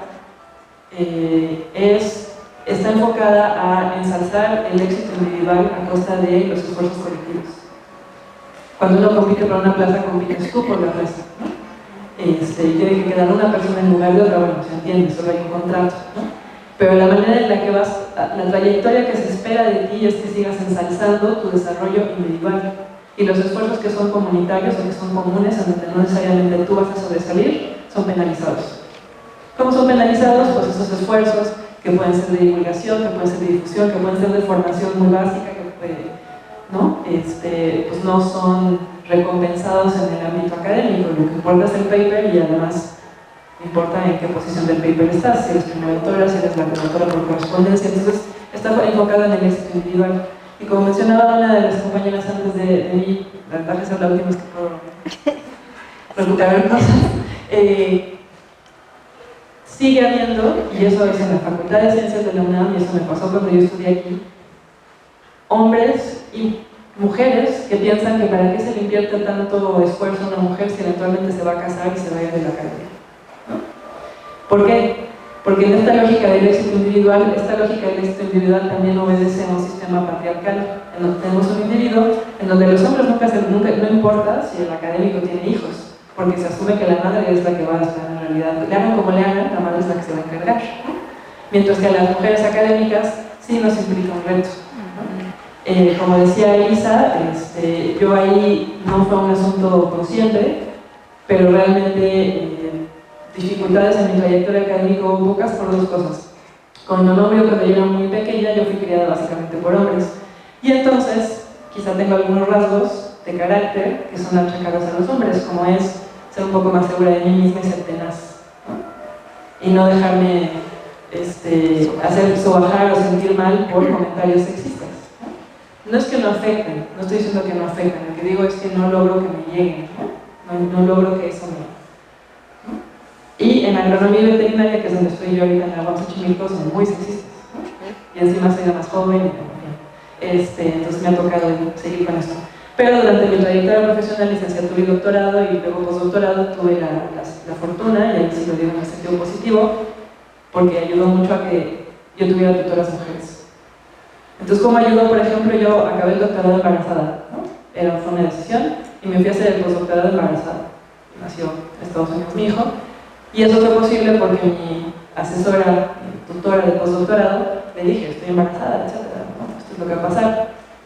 ¿Tienes algún problema? No, tú vente. ¿No? Vente rápido y tramitamos el seguro, porque era en Estados Unidos y ahí no puedes tener hijos sin tener seguro porque te cuestan como $30,000. ¿No? Entonces, tuve esa fortuna que fue, que sin duda, viendo en retrospectiva, pues fue una cosa muy particular, ¿no? Y las tutoras que tuve, además, eran tutoras que tenían hijos, ¿no? Entonces, tenían la noción de que no tenías que escoger entre la familia, entre criar una familia y tener hijos, ¿no? Y que no necesariamente tú, como mujer, tenías que hacerte cargo mayoritariamente los hijos, sino que podía ser un asunto conjunto, un esfuerzo conjunto junto con sus parejas o en algunos casos con la familia, ¿no? Porque algo que tenemos en México y que también afecta el desempeño profesional de las investigadoras, bueno, desde las estudiantes de posgrado, licenciatura, posgrado e investigadoras, es el asunto de que eso, la infraestructura académica está hecha para que estés aquí 10 horas al día y si no estás 10 horas al día te sientas mal, ¿no? Te sientas mal por tener vida privada, ya sea cuando tienes novio, novia, novia, lo que sea, ¿no? Y más si tienes hijos, o hijes, o perrijos, o lo que sea. Entonces, si tienes algo que trasciende a la academia, esto es como penalizado, ¿no? Tendrá que estar pensando en leer, hacer este paper, revisar, ¿no? Entonces, yo creo que algo que sería muy importante implementar en la academia, en todas las universidades, esta noción de que sí se puede tener vida, ¿no? Sí se puede tener vida siendo mujer, ¿no? Sí se puede tener vida después de la maternidad, vida académica, ¿no? Y que también yo creo que lo más sano que podríamos tener, porque la academia yo creo que en este sentido de seleccionar a gente que es exitosa de manera individual y solo se ve lo que hace esa persona, donde te tienes que ensalzar a ti mismo, también lo que seleccionas para cierto tipo de neuróticos, tanto narcisistas, ¿no? Mayor o menor medida, y si no eres así, si no eres de los que te vendes, así de no, yo soy lo más chido que puedes tener, contrátame, pues a veces no quedas, ¿no? No tiene que ver con tus méritos, ni siquiera con los papers que donde publicaste y esas cosas que también son tomadas en cuenta, ¿no? Entonces, bueno, yo en ese sentido he tenido una trayectoria muy afortunada, pero creo que algo que es transversal a todas las mujeres en la universidad es este asunto del síndrome de impostor, de terminan haciendo el doble de trabajo porque no se sienten lo suficientemente buenas, y eso es algo que nos meten desde niños. O sea, tenemos que trabajar en eso desde el preescolar. Se dice en la primaria, ¿no? En el preescolar veo a mi hijo que hasta que llegó a México no entendía que el rosa era de niñas, un año después diciéndome que el rosa era solo para niñas, ¿no? Porque es lo que ven en la escuela, y eso que estaba en un preescolar, digamos, tranquilo, ¿no? Entonces, los estereotipos masculinos y femeninos empiezan desde la temprana infancia, obviamente se refuerzan en el sistema educativo, ¿no? Entre otras cosas, no, las mujeres no pueden, no, tú mejor, como mostraba mi compañera, ¿no? La mayoría de las mujeres se dedican a carreras de ciencias sociales o de humanidades, o, por ejemplo, trabajo social, el 80% son mujeres, lo cual no está mal, pero hay que preguntarse hasta dónde ese 80% de mujeres que estudian en trabajos sociales, porque socialmente está permitido que las mujeres nos dediquemos a labores de cuidado, no a labores de dirección, no a labores de llevar barco, no a labores de discusión académica. Yo creo que eso es algo que hay que ir cambiando y tiene que empezar desde las primeras etapas de formación de los niños y las niñas, porque implica una manera de ponerte en el mundo, de vivir el mundo. También obviamente hay que tener educación sexual, y educación sexual no entendida como por allá de un meme, ¿no? O sea, los conservadores piensan que cuando hablamos de educación sexual es que les vamos a enseñar el Kama Sutra a los niños, ¿no? No, educación sexual es saber lo que es un abuso y detectarlo y tener herramientas para no ser víctima de un abuso. La educación sexual es saber qué hacer si quieres tener sexo, pues qué haces para no embarazarte, ¿no? O si ya lo tuviste, pues qué haces para no embarazarte, tener opciones, tener un aborto legal gratuito, ¿no?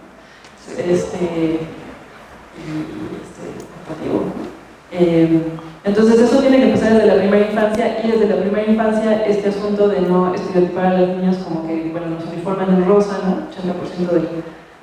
un día de estos, cuando vayan hacia Walmart o alguna tienda de servicio donde venden ropa, fíjense en la sección de niñas, 80% de la ropa es rosa, algún tono de rosa, ¿no? Y si les gusta el rosa está excelente, o sea, no está mal, pero es así de, oye, pues existen otros miles de colores, ¿no? No está ahí, ¿no? Es ya, y los roles de género se empiezan formar desde muy pequeños. Y yo creo que desde ahí tenemos que subvertir muchas cosas, más allá de la académica. Y efectivamente otra cosa que hace falta en esta mesa es una representación de mujeres que quizás no tuvieron todos los privilegios que tuvimos nosotras, como el mío, ¿no? De tener papás académicos y saber que podía vivir de hacer investigación y que eso estaba bien. Y tener una madre que tenía 2 maestrías, ¿no? Por lo tanto sabía que era una mujer inteligente, etcétera, etcétera. Yo creo que aquí acabo para que podamos conversar entre todos. Gracias.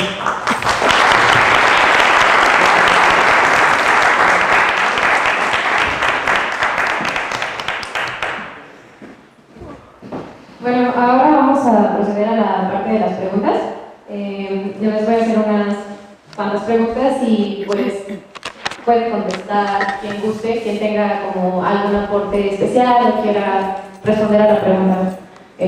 Bueno, la primera de ellas es, como mujeres que se han desenvuelto en el área científica, y en realidad como mujeres a lo largo de la vida, es muy común que nosotras hayamos tomado alguna actitud machista con nuestras compañeras en algún momento de nuestras vidas, a veces quizá sin la intención de hacerlo. Entonces yo les pregunto, en su quehacer científico, ¿ustedes consideran que han tomado alguna actitud de este tipo contra alguna de sus compañeras o han sido víctimas de una actitud de este tipo por parte de sus compañeras?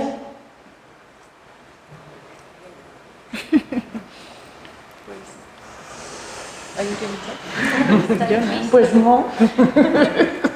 Nunca. De mujeres a mujeres. Sí, o sea, precisamente lo que comentaba la doctora Mía, de que se ha enfrentado precisamente a más críticas por parte de sus colegas femeninas que por parte de hombres en sí.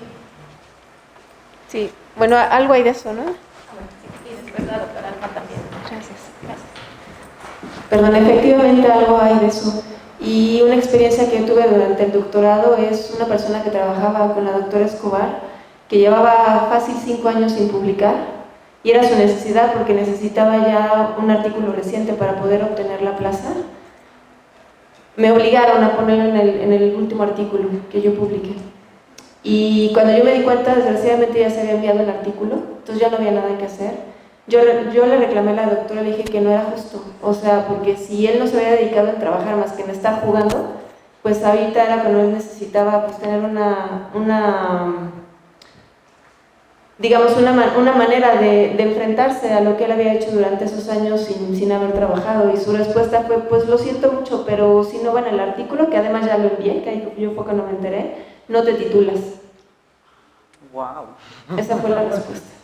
Entonces, de alguna manera sí me vi presionada a hacerlo, aparte que yo ya quería salir de ahí, ¿no? O sea, ya era una situación personal tan grave, de hecho no por mi tutora, o sea, yo considero que ella es académicamente muy buena, les comento que ella es de las pocas personas que hace ritmos en México, pero desafortunadamente esta persona durante toda su vida ha sido un parásito, literal. O sea, de hecho yo me fui diciendo lo que era la lamprera de laboratorio, ¿no? O sea, se la pasaba de gente en gente a ver qué podía hacer con ellos, digamos una técnica de, bueno, saco los vasitos de precipitado del refrigerador y te los paso para que pueda yo ir en tu artículo, ¿no? Entonces sí eran pleitos muy severos por esa razón, o sea, ni siquiera eran pleitos académicos como tal, eran pleitos de esa índole, ¿no? Y ella tenía una inclinación hacia él muy grande, entonces contra eso no puedes luchar. Esa fue como que la experiencia que marcó en adelante el que yo no me dejara ya de la gente, ¿no? Independientemente de que fueran hombres o mujeres, que yo ya no me dejara de la gente. ¿En qué facultad fue? En medicina, en la facultad de medicina. Sí.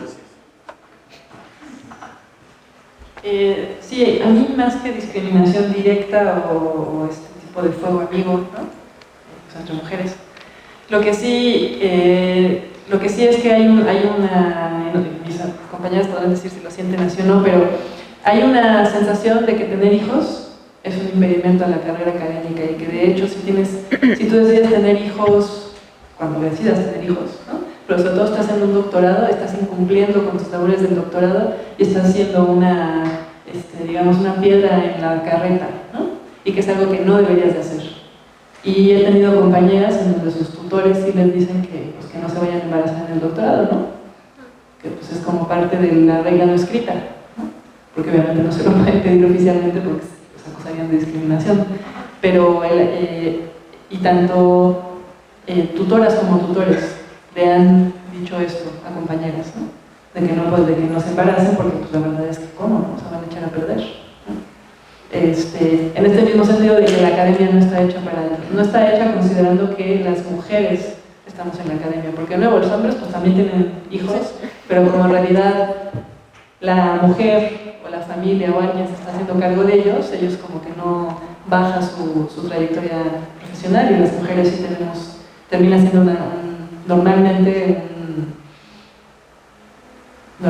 yo por suerte no estoy en esa situación, tengo una pareja bastante igual de, o sea, donde no me ayudan, sino que los dos nos encargamos del hijo, ¿no?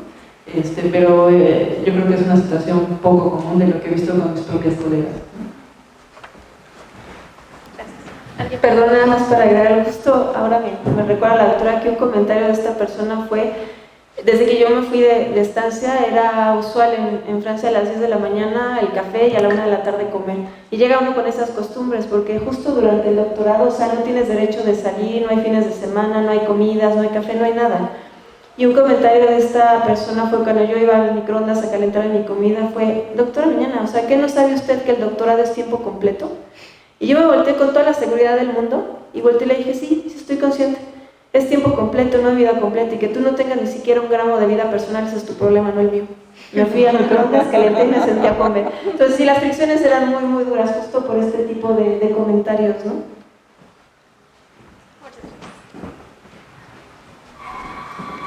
Bueno, la siguiente es: ¿han implementado alguna estrategia para exigir el reconocimiento de su trabajo ante la disparidad? Y si no lo han tenido que hacer, ¿cómo podrían o qué sugerirían para las personas que sí se han visto en una situación donde su trabajo se ha desmeritado? ¿Una estrategia? ¿Alguna estrategia para exigir reconocimiento a su trabajo ante la disparidad? Y si no se han visto en alguna situación en la que su trabajo personal ha sido minimizado por ser un trabajo hecho por una mujer, ¿qué estrategia podrían ustedes o sugerirían implementar para alguien que se ve en esta situación?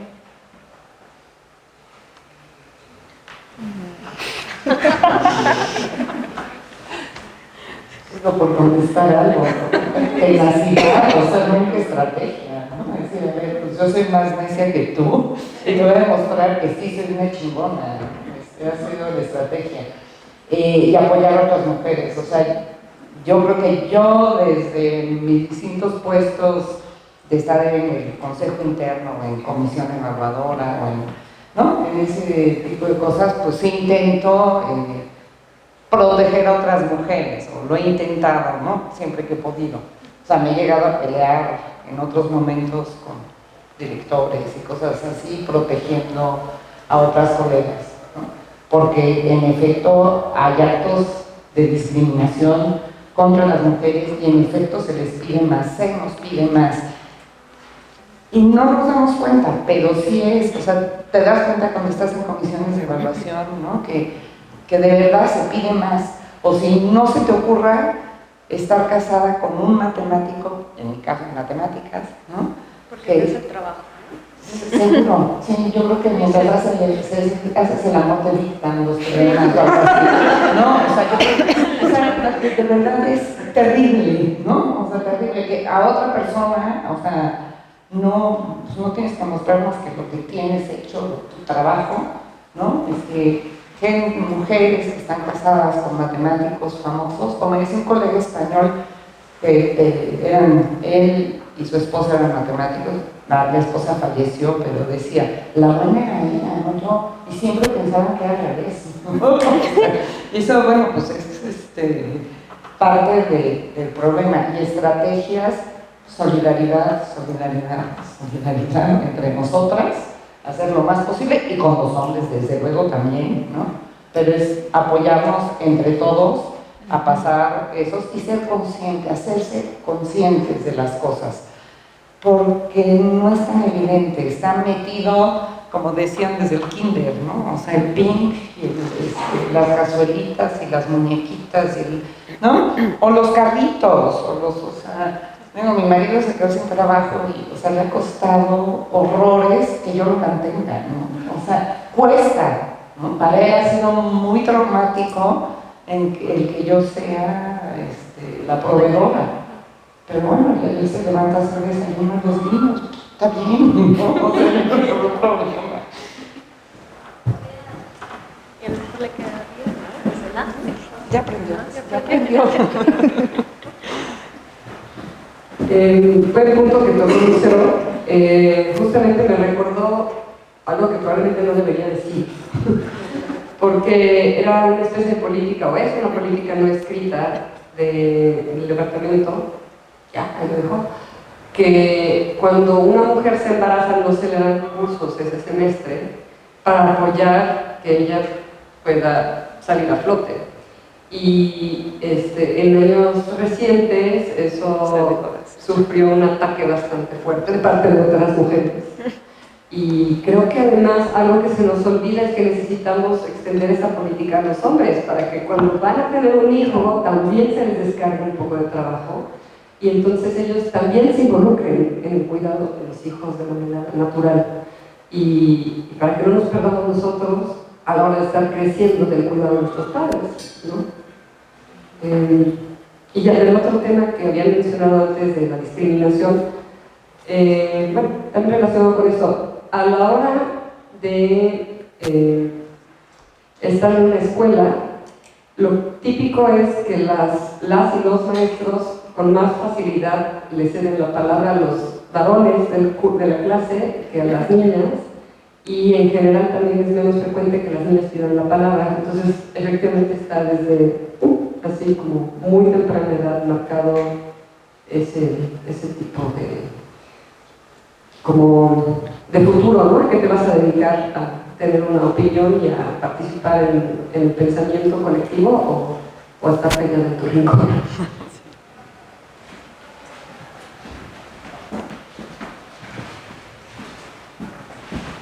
Bueno, Alma mencionó algo que nosotras teníamos también contemplado preguntarles sobre el síndrome del impostor.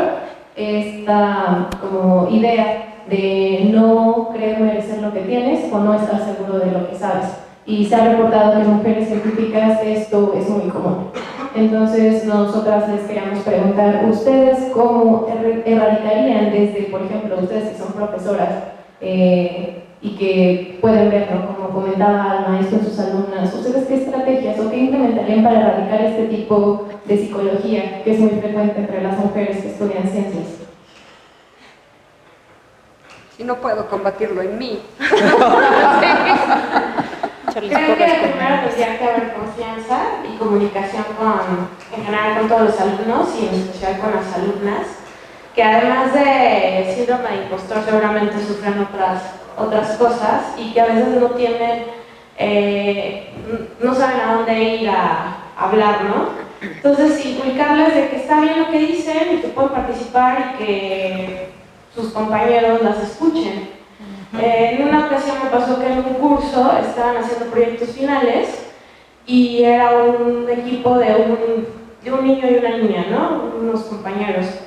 Entonces la niña me constaba que ella había hecho todo el trabajo, ¿no? Y no se atrevía a pasar si no estaba el chavo. Ella no podía hacer la presentación si no estaba su compañero. Y yo la empujaba y le decía, pero tú lo sabes, hazla, ¿no? Vas, no necesitas a tu compañero. Y no se atrevió. Cuando llegó él, no presentó bien las cosas y no la dejó hablar, ¿no? Y por más que trataba de decirle, hazlo tú, no lo necesitas, hazlo tú, no logré que ella sintiera confianza en la presentación. No sé si las compañeras tengan algún consejo al respecto. ¿Qué hace uno cuando hay esos comportamientos?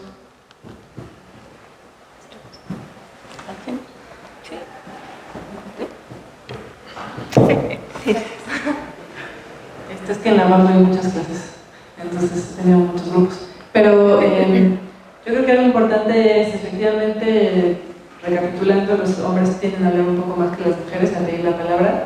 Yo a veces lo que hago son el sistema pedagógico de la UAM Xochimilco en particular es un sistema modular que en teoría es constructivista, entonces gira en torno a que cada trimestre no hay materias explícitas, sino unidades y que hay que ir, que cada módulo, o sea, cada trimestre tienes que hacer una investigación que ayude a solucionar o a entender un problema de la realidad nacional, ¿no?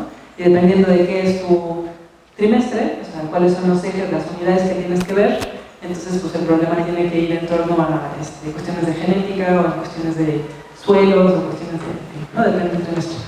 Entonces el trabajo es en equipo. Y efectivamente el problema de los trabajos de equipo es que muchas veces opacan quién hizo qué, ¿no? Entonces, y es muy fácil que se parasite, ¿no? O sea, que algunos del equipo trabajen y otros del equipo no trabajen, y en términos generales han trabajado más las mujeres que los hombres, aunque también hay obviamente equipos donde los hombres trabajan más, en fin, ¿no? Tampoco hay que estereotiparlos, pues, va para todos lados. Pero entonces en lo que hago en las clases es deliberadamente darle palabras a las chicas que no hablan, ¿no? O sea, como invitándolas a participar, no en el sentido de tú, te toca ahorita, ¿no? Así de, ay, no quiero hablar, me incomoda, sino como en un ambiente de, a ver, ¿tú qué opinas, no? Porque está el chico que está levantando la mano 5 veces seguidas y yo le hace, muy bien, pero a ver, tú, ¿no? Tú también quieres decir algo, o sea, como tratar de nivelar eso es un asunto. Y además, bueno, yo en particular con ese sistema modular, que muchas cosas se hacen en equipo, lo cual yo creo que es muy enriquecedor, pero permite que unas personas parasiten a otras, y a veces para los profesores es difícil ubicar quién parasitó a quién, ¿no? A veces también cuestiones individuales. Y ahí es muy, o sea, ensayos individuales, y ahí está muy claro, o sea, nada más sobre la manera en que redactan, escriben y lo que hacen, pues quién es quién, ¿no? O sea, es como nivelar un poco la cancha. Creo que lo que yo hago no está dirigido específicamente al género del alumno, es más, si alguien va a exponer algún tema en clase, les pido que, o les sugiero que primero me lo expongan a mí para darles algunas ideas de cómo vencer cierto miedo en el escenario y de qué manera explicar ciertas cosas de forma que queden más claras ante el grupo, pero pues no tiene nada que ver con el género en particular, es una cuestión que es pareja con todos los alumnos, ¿no? Y sí, de hecho, hoy en la mañana en la clase de cálculo estaba yo tratando de decir, ¿qué tal que hoy participaban las mujeres? No lo logré. ¿Alguien más? Bueno, bueno, yo también lo que he hecho es parejo para hombres y mujeres. Dando clases, hace unas semanas descubrí el fabuloso sistema de los números al azar. Entonces, pues tiene que hablar quien le toca según un dado en el lado en ese número de alumnos. En fin. Entonces, eso está bien porque justo eso sucede mucho, ¿no? Que si los hombres o mujeres o quien sea habla mucho, pues las personas que pues, no quieren como imponerse o lo que sea, pues dejan de hablar y entonces dejan de practicar, expresar la expresión y demás. Y otra cosa que creo que es muy importante también para hombres y mujeres y para todos en general es pues aprender a escuchar, ¿no? A mí, por ejemplo, me sirvió muchísimo, pues yo me cambié de área de biología matemáticas y pues ahí el símbolo, el síndrome del impostor era pues súper fuerte, ¿no? Por lo menos mis asesores ambos son matemáticos aplicados, entonces pues yo llegaba así pues temblando y esperando que ellos me dijeran algo a mí, ¿no? Y ellos lo que hacían, como si fueran un excelente psicoanalista, pues, sentarse a escuchar lo que yo tenía que decir y lo tomaban en serio y realmente lo escuchaban, y yo creo que eso pues sirvió muchísimo para realmente pues tanto uno convencerse que es adecuado lo que uno está haciendo, pues justo eso que te tomen en serio, ¿no? Entonces yo creo que eso es bien importante que se haga, y en mi experiencia cuando estuve aquí haciendo la licenciatura y demás, tristemente, tal vez porque somos muchos alumnos, también, bueno, ya no son, bueno, sí, porque son muchos más alumnos que cuando uno está haciendo el posgrado o lo que sea, pues muchas veces no se escucha con detalle, ¿no? Entonces alguien está exponiendo y pues, no sé, haciendo otra cosa o pensando en otra cosa. Entonces creo que es bien importante eso, y desde ahí podría ayudar un poquito al menos. Bueno, pues ya me tocó. Sí, ¿verdad? Perdón. Bueno, creo que yo, bueno, para empezar, nunca he tenido una mujer, digo, de licenciatura que haya la tesis conmigo, de maestría o de doctorado. Solamente he tenido hombres, entonces es más difícil saber. Pero el síndrome del impostor existe en todos lados. O sea, esa parte sí. Yo creo que una de las cosas que hay que hacerles notar en clase, por lo menos yo lo intento, es no hay preguntas tontas. Yo no tengo la respuesta a todo. Puede haber cosas que yo no sepa, lo investigo y luego les contesto, pues porque pasa, ¿no? Eso no te hace más que honesto, ¿no? Puede ser que hayas cosas que se te olvidaron, en ese momento no lo puedes pensar o no tienes la claridad, ¿no? O sea, se vale. En particular con los alumnos de doctorado creo que soy muy paciente. O sea, muy paciente en el sentido de, a ver, no hay bronca, no entendiste, vamos al regreso, vamos para atrás, vamos, ¿no? O sea, con detalle a ver las cosas de nuevo, es normal, ¿no? Es normal ir lento, es normal no entender, es normal atorarse, es parte del proceso de aprendizaje. Como dice un colega francés, si no te equivocas es que no estás trabajando. Y entonces, pues hay que darse cuenta que las equivocaciones se dan porque trabajas. Si no, no hay manera, ¿no? No vas a avanzar. Pero pues no tiene que ver solo con mujeres, ¿no? Sí, es parejo. Parejo. Gracias.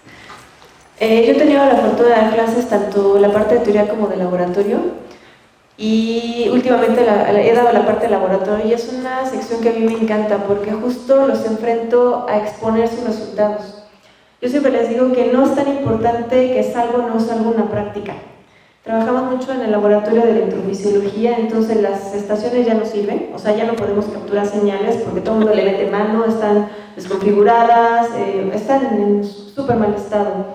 Entonces es traumante para los alumnos llegar a estar 3 horas ahí metidos y al final no salió nada. Entonces justo a los 8 días siguientes lo que hago es que tienen que exponer si salió o no salió, no me importa, aunque lo hagan teórico. ¿Por qué? Porque regularmente vienen los alumnos, estas nuevas generaciones, con pavor a expresarse, pero de manera, digamos, sistemática. O sea, son muy buenos para poner mensajes en el WhatsApp, como yo les digo, y todas esas redes sociales, pero realmente para expresarse como tal, con un orden de ideas, no lo pueden hacer.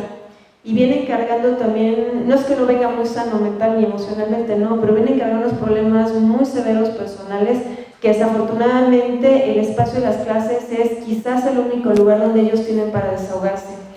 Y el poderse enfrentar a decir las cosas de una manera sistemática y el poder de alguna manera dar a conocer su personalidad les cuesta mucho trabajo. Entonces yo lo que hago es desde las primeras clases detectarlos y son justamente a los alumnos que más paso a presentar. Y el semestre pasado me tocó justamente una chica que a la segunda clase se soltó llorando. Y para mí fue así de, ¡ah! Ahora me van a meter una carta, porque bueno, ya los estoy torturando, y fisiología es espantoso, y lejos de eso al final el curso me dio las gracias, porque dijo, es que en mis clases, como ven que no me gusta participar porque me da miedo, ya no me pasan. Entonces me dejan, y le digo, no, es que justo es lo que necesitas, o sea, porque tú no sabes si el día de mañana vas a estar presentando en un congreso, o vas a tenerle que dar clases a alguien, y qué es lo que va a hacer de tu vida, si no lo puedes hacer. Entonces justo es lo que yo hago, o sea, detectar a esos alumnos, y más te estoy forzando a pasar. Y al final del día creo que eso les ha ayudado, por lo menos a la mayoría de los alumnos.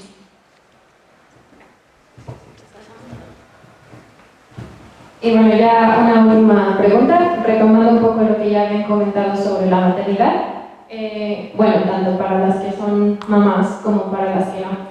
Para las que son mamás, si esto les ha obstaculizado o se les ha dificultado por el hecho de ser mamás y esto ha tenido un impacto directo sobre su desarrollo académico, y para las que no, si las condiciones fueran diferentes aquí en nuestro país, si la maternidad fuera tomada como un acto integral en la vida de una mujer y que le permitiera también seguir desarrollándose en otros ámbitos, ¿esto afectaría su decisión de tener hijos o no? ¿O seguirían como en esa misma postura? ¿O sí influye realmente las condiciones en las que la maternidad se da y se acepta aquí en México?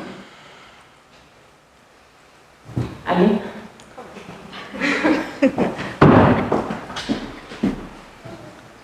Bueno, contesto en una forma un poco teórica. pero sí influye, porque es difícil contar, de hecho justo no es tan teórica, ¿no? Es difícil contar con un compañero mexicano que no se sienta disminuido por el hecho de encargarse de los hijos y de las labores del hogar. Y es difícil encontrarse con un hombre que tampoco tenga problemas con el hecho de que tienes un doctorado y que tienes una carrera profesional. Entonces, ni es tan teórica mi respuesta en realidad. Importa y importa mucho. Y otras de las cosas que yo creo que inciden en esas decisiones es el hecho de que en realidad el permiso de maternidad, aunque parece muy generoso, es muy pequeño, es muy corto, ¿no? Y solo se le da a la madre en una duración medianamente significativa. Si nosotros tuviéramos permisos de maternidad y paternidad similares a los que tienen en Islandia, en Finlandia, hasta en República Checa, tendríamos la posibilidad de que nuestros hijos estuvieran bien atendidos durante los años más importantes de su vida, sea por nosotros, por su papá, por sus abuelos, ¿no? Y claro que eso también influye, ¿no? O sea, irnos a dejar a una estancia infantil es definitivamente como en algunas ocasiones será una calidad de atención mejor, pero en muchas otras pues va a ser menos amorosa y menos personalizada que si están con su papá o con sus abuelos, ¿no?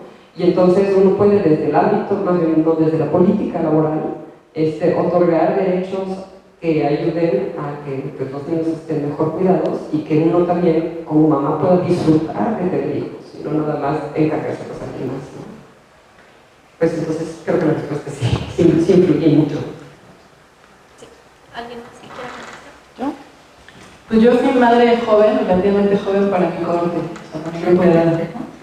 Y siguiendo con lo que decía Natalia, o sea, sí creo que tanto tenemos que, hoy esta mesa es sobre las mujeres, ¿no? Y no lo quiero volver sobre los hombres, pero hay que trabajar las masculinidades porque efectivamente muchos hombres mexicanos, no voy a decir que todos, pero muchos les cuesta trabajo tener mujeres que sean sus equivalentes, ¿no? Por ejemplo, que no dependan emocionalmente de ellos, que no dependan económicamente de ellos, ¿no? Entonces, si tú no dependes emocionalmente de alguien y tampoco económicamente de alguien, entonces se da una situación de igualdad que a muchos hombres desconcierta. Y hablando de machiprogres, no digamos machimachi, ¿no?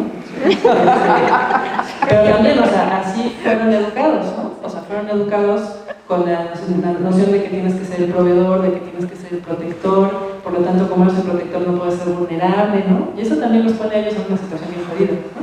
Sí. Pero regresando a las mujeres, entonces, como es difícil encontrar parejas equitativas, o sea, sí, yo a veces bromeaba, o sea, de que me conseguí un argentino, ¿no? O sea, mi esposo es argentino, ¿no? No lo busqué, coyuntural, ¿no? Que además es argentino,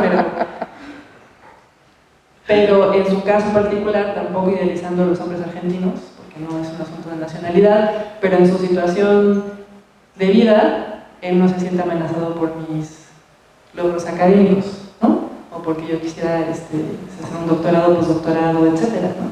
Y eso sin duda es muy afortunado, porque de repente hay parejas en donde te das cuenta, tuve un novio biólogo, ¿no? Holandés, entonces donde se no era mexicano, y él me decía, es que lo que yo hago es más importante que lo que tú haces, ¿no? Porque tú estás acabando la tesis de licenciatura y yo estoy haciendo el doctorado. O sea, chinga, ¿no?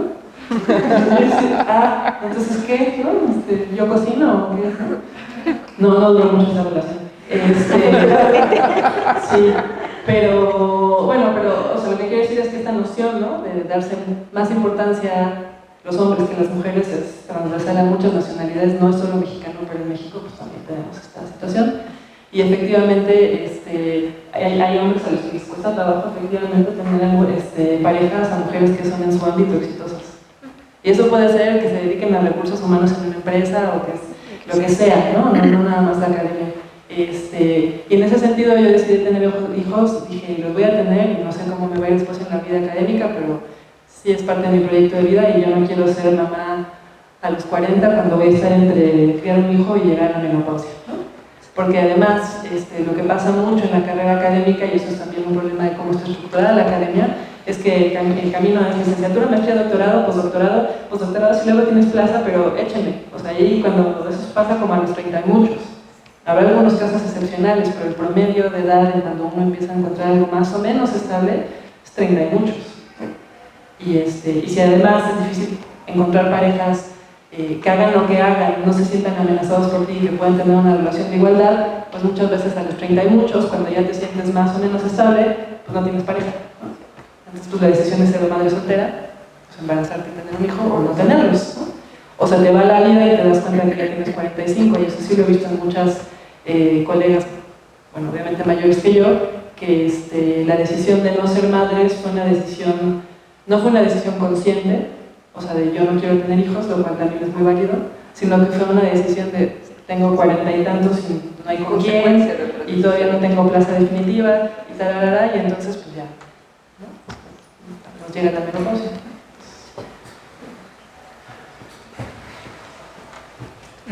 Bueno, yo creo que, por ejemplo, algo que me parece muy estresante, en general cuidado de familia, ¿no? Pues también si pues uno va avanzando en edad y pues también los papás y familiares quizás necesiten cuidados y demás.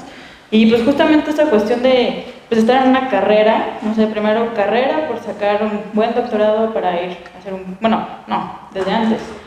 Una buena licenciatura para conseguir una beca, para bla, bla, bla, beca, siguiente cuestión, y pues eso mete muchísima presión durante muchísimos años en realidad. O sea, si uno persigue becas, no sé, desde maestría, luego doctorado, luego postdoc, otro postdoc, luego plaza, que empieza uno, pues antes lo del famosísimo COA, ¿no? Concurso de oposición y demás, pues más el SNI, o sea que todo el tiempo tienes que estar mostrando credenciales, ¿no? Entonces, pues si pierdes medio año o lo que sea por cuidar a alguien, o sea, no es pérdida, ¿no? Pero pues para los estándares académicos sí lo es, pues yo sí incluso cuando se han enfermado familiares míos, lo he visto como algo bien complicado, ¿no? Así como, híjole, pues no puedo ir a trabajar, tengo que ir a cuidar a tal, y pues eso, si fuera un hijo, pues peor tantito, ¿no?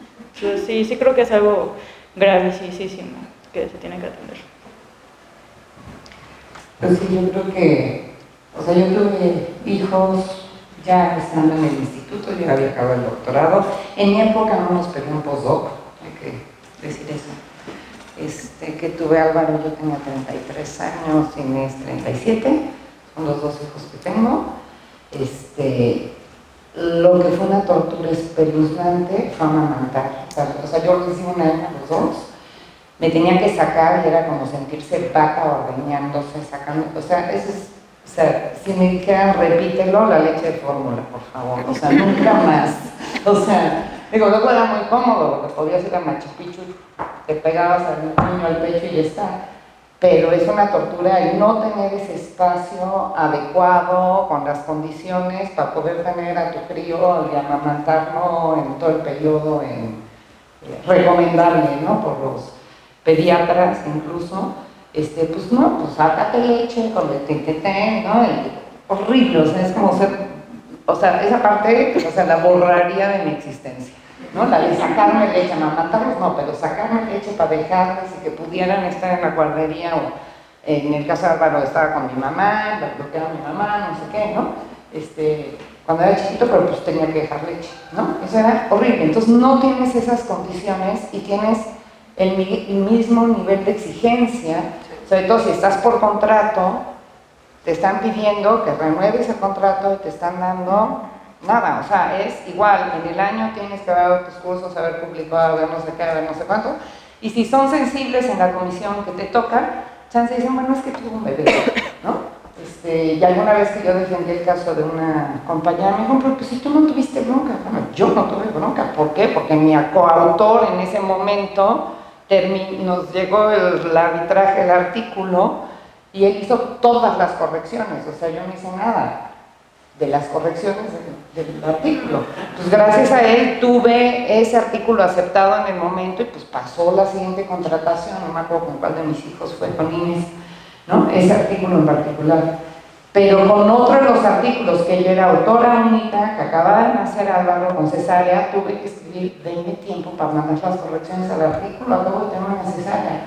En la revista me esperaron, porque me daban, no sé, un mes para enviar correcciones, me dieron 6 meses. O sea, en la revista sí, pero en el instituto, no, ahí no, ¿no? O sea, ahí corre tiempo, o sea, está corriendo tu contador, ¿no?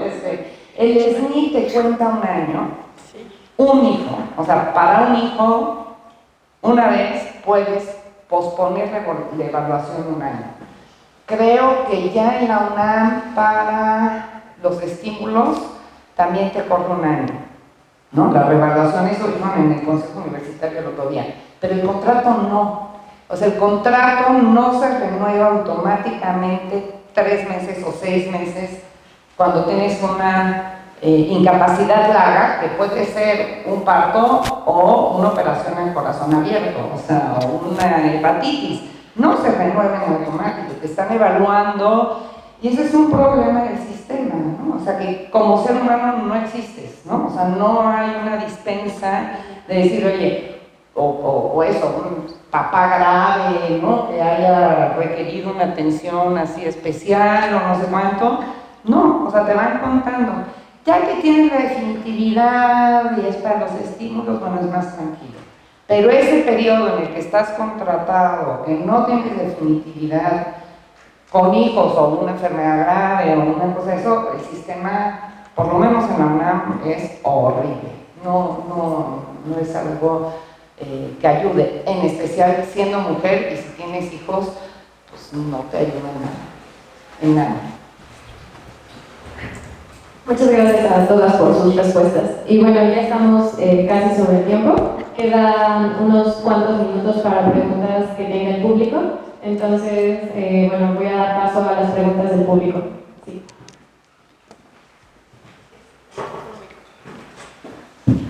Sí, gracias. Alipio Calles, del Departamento de Física, profesor de tiempo completo.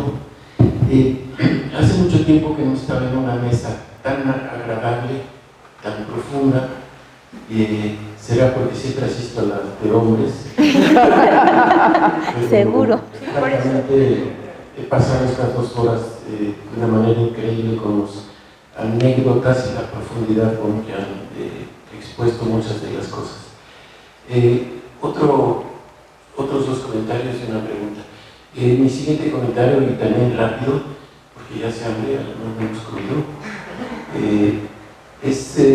en la segunda pregunta que les hiciste a la mesa, les costó trabajo contestar si ellas habían tenido una actitud machista hacia otros compañeros, compañeras, y acabaron diciendo algunas anécdotas de que sí haya pasado algo en particular, ponerte en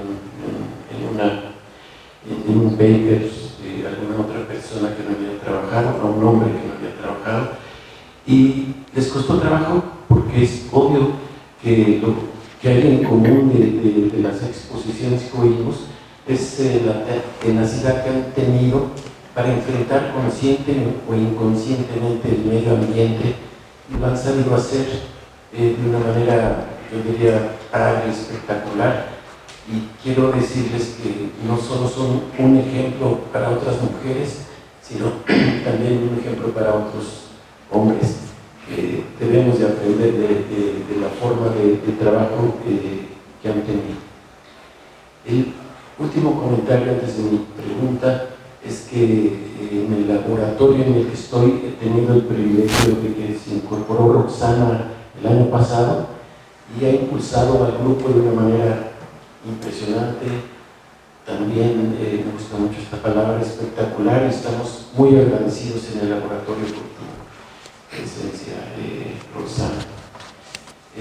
Una pregunta que me incomodó mucho, Lucero, es cuando no te dan el complemento por estar casada. Me gustaría saber en qué año fue, y estoy muy incómodo porque fui director de DEGAPA hace pocos años, y sí me gustaría saber si eso ha cambiado o no. O sea, estoy muy incómodo. Y por último, felicidades a todos, gracias a los organizadores de esta mesa, no sé quiénes hayan sido, pero felicidades a todas y a todos los que intervinieron. Fue en 1990, al final sí me lo dieron, Sí. pero la funcionaria, no voy a decir su nombre, si ese es su nombre, luego te lo digo, porque sigue trabajando en DEGAPA, esa persona fue mujer, la persona que me recibió los papeles, pues 2 veces, o sea, fue a mí y a Tocha Liceda, a las que nos dijo que no. A mí primero, y a Tocha Liceda lo pidió 2 años después, el mismo complemento, y le dijo lo mismo, y cuando dijo es que una amiga mía ya lo tuvo, dijo, ay, de Teresa. La subdirectora era Magdalena Hernández. No sé. Top secret. Pero sí, o sea, respecto a eso que comenta Alipio y Luz, sí tener otras mujeres que van sentando precedente para que pasen o que hagamos ciertas cosas es pues muy importante para las que venimos después, ¿no? ¿Otra pregunta?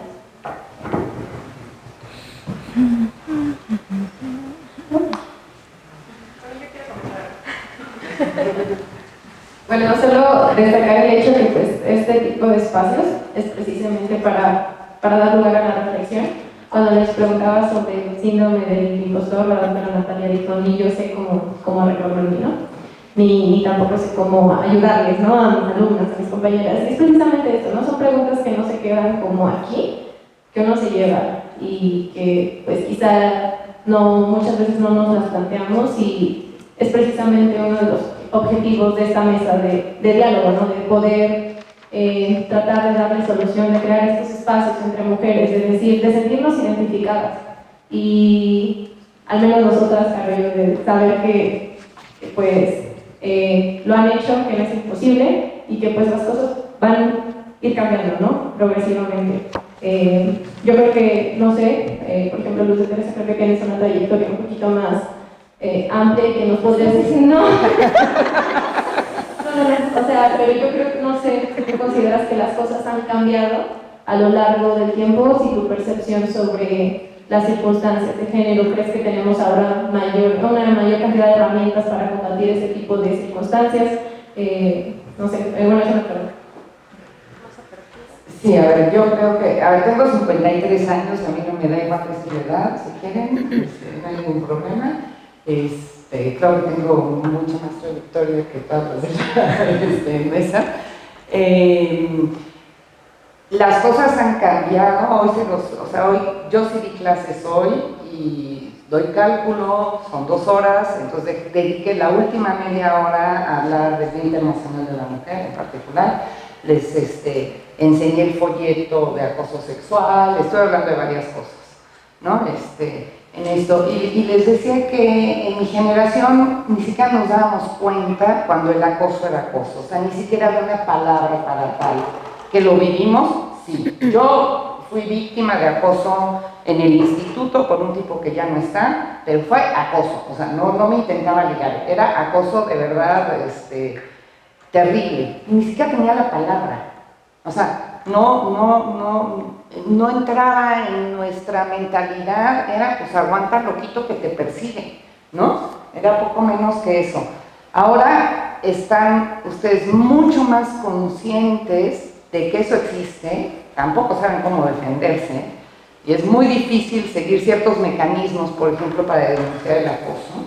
Nos falta muchísimo, tanto hombres como mujeres, o sea, los hombres, sobre todo los más grandes, aprender que hay cosas y bromitas que ya no se pueden hacer, ¿no? O sea, que a lo mejor cuando en mi generación hasta te reías y tú misma como mujer hacías el chiste machista y no importaba, ahora ya no.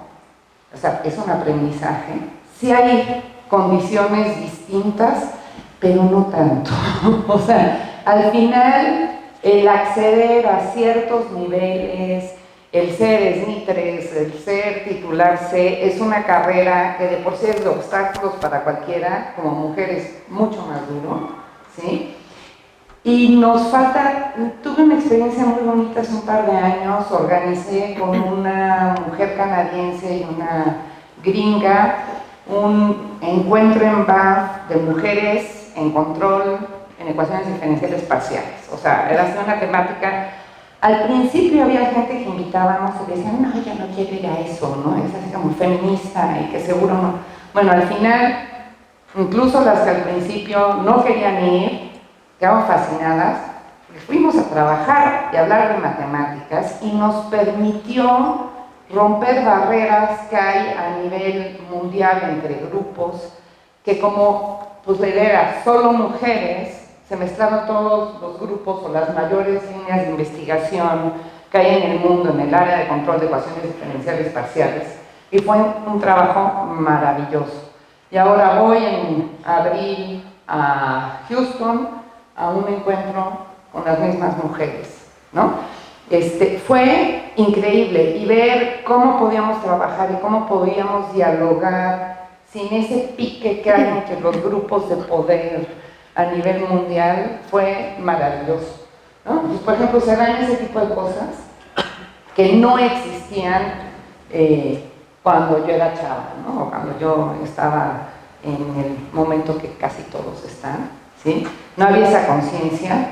Sin embargo, pues, creo que además en México las cosas se están poniendo muy duras, hay feminicidios todos los días, ya se habló del tema, hay que cambiar la manera de pensar, no ver a la mujer como objeto, no usar a la mujer como un arma de guerra, que son, por ejemplo, todas las violaciones que hay en México y en otros lugares, ¿no? Es un arma de guerra, la violación es un arma de guerra, no solamente es el machismo, porque sí, es la dominación, ¿no? La dominación y el generar terror, hay que parar todo eso, ¿no? O sea, ¿cómo? No lo sé, pero creo que lo que hay que hacer es luchar. O sea, la única manera de parar las cosas es luchar, o sea, no hay de otra, no nos queda de otra.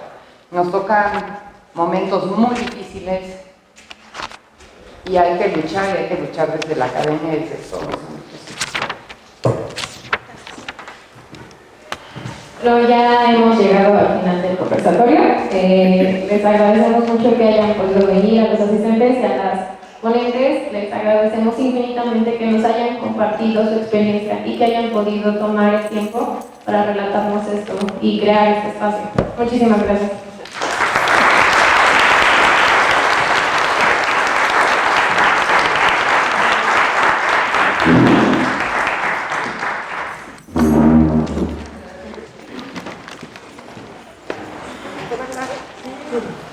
Pues más,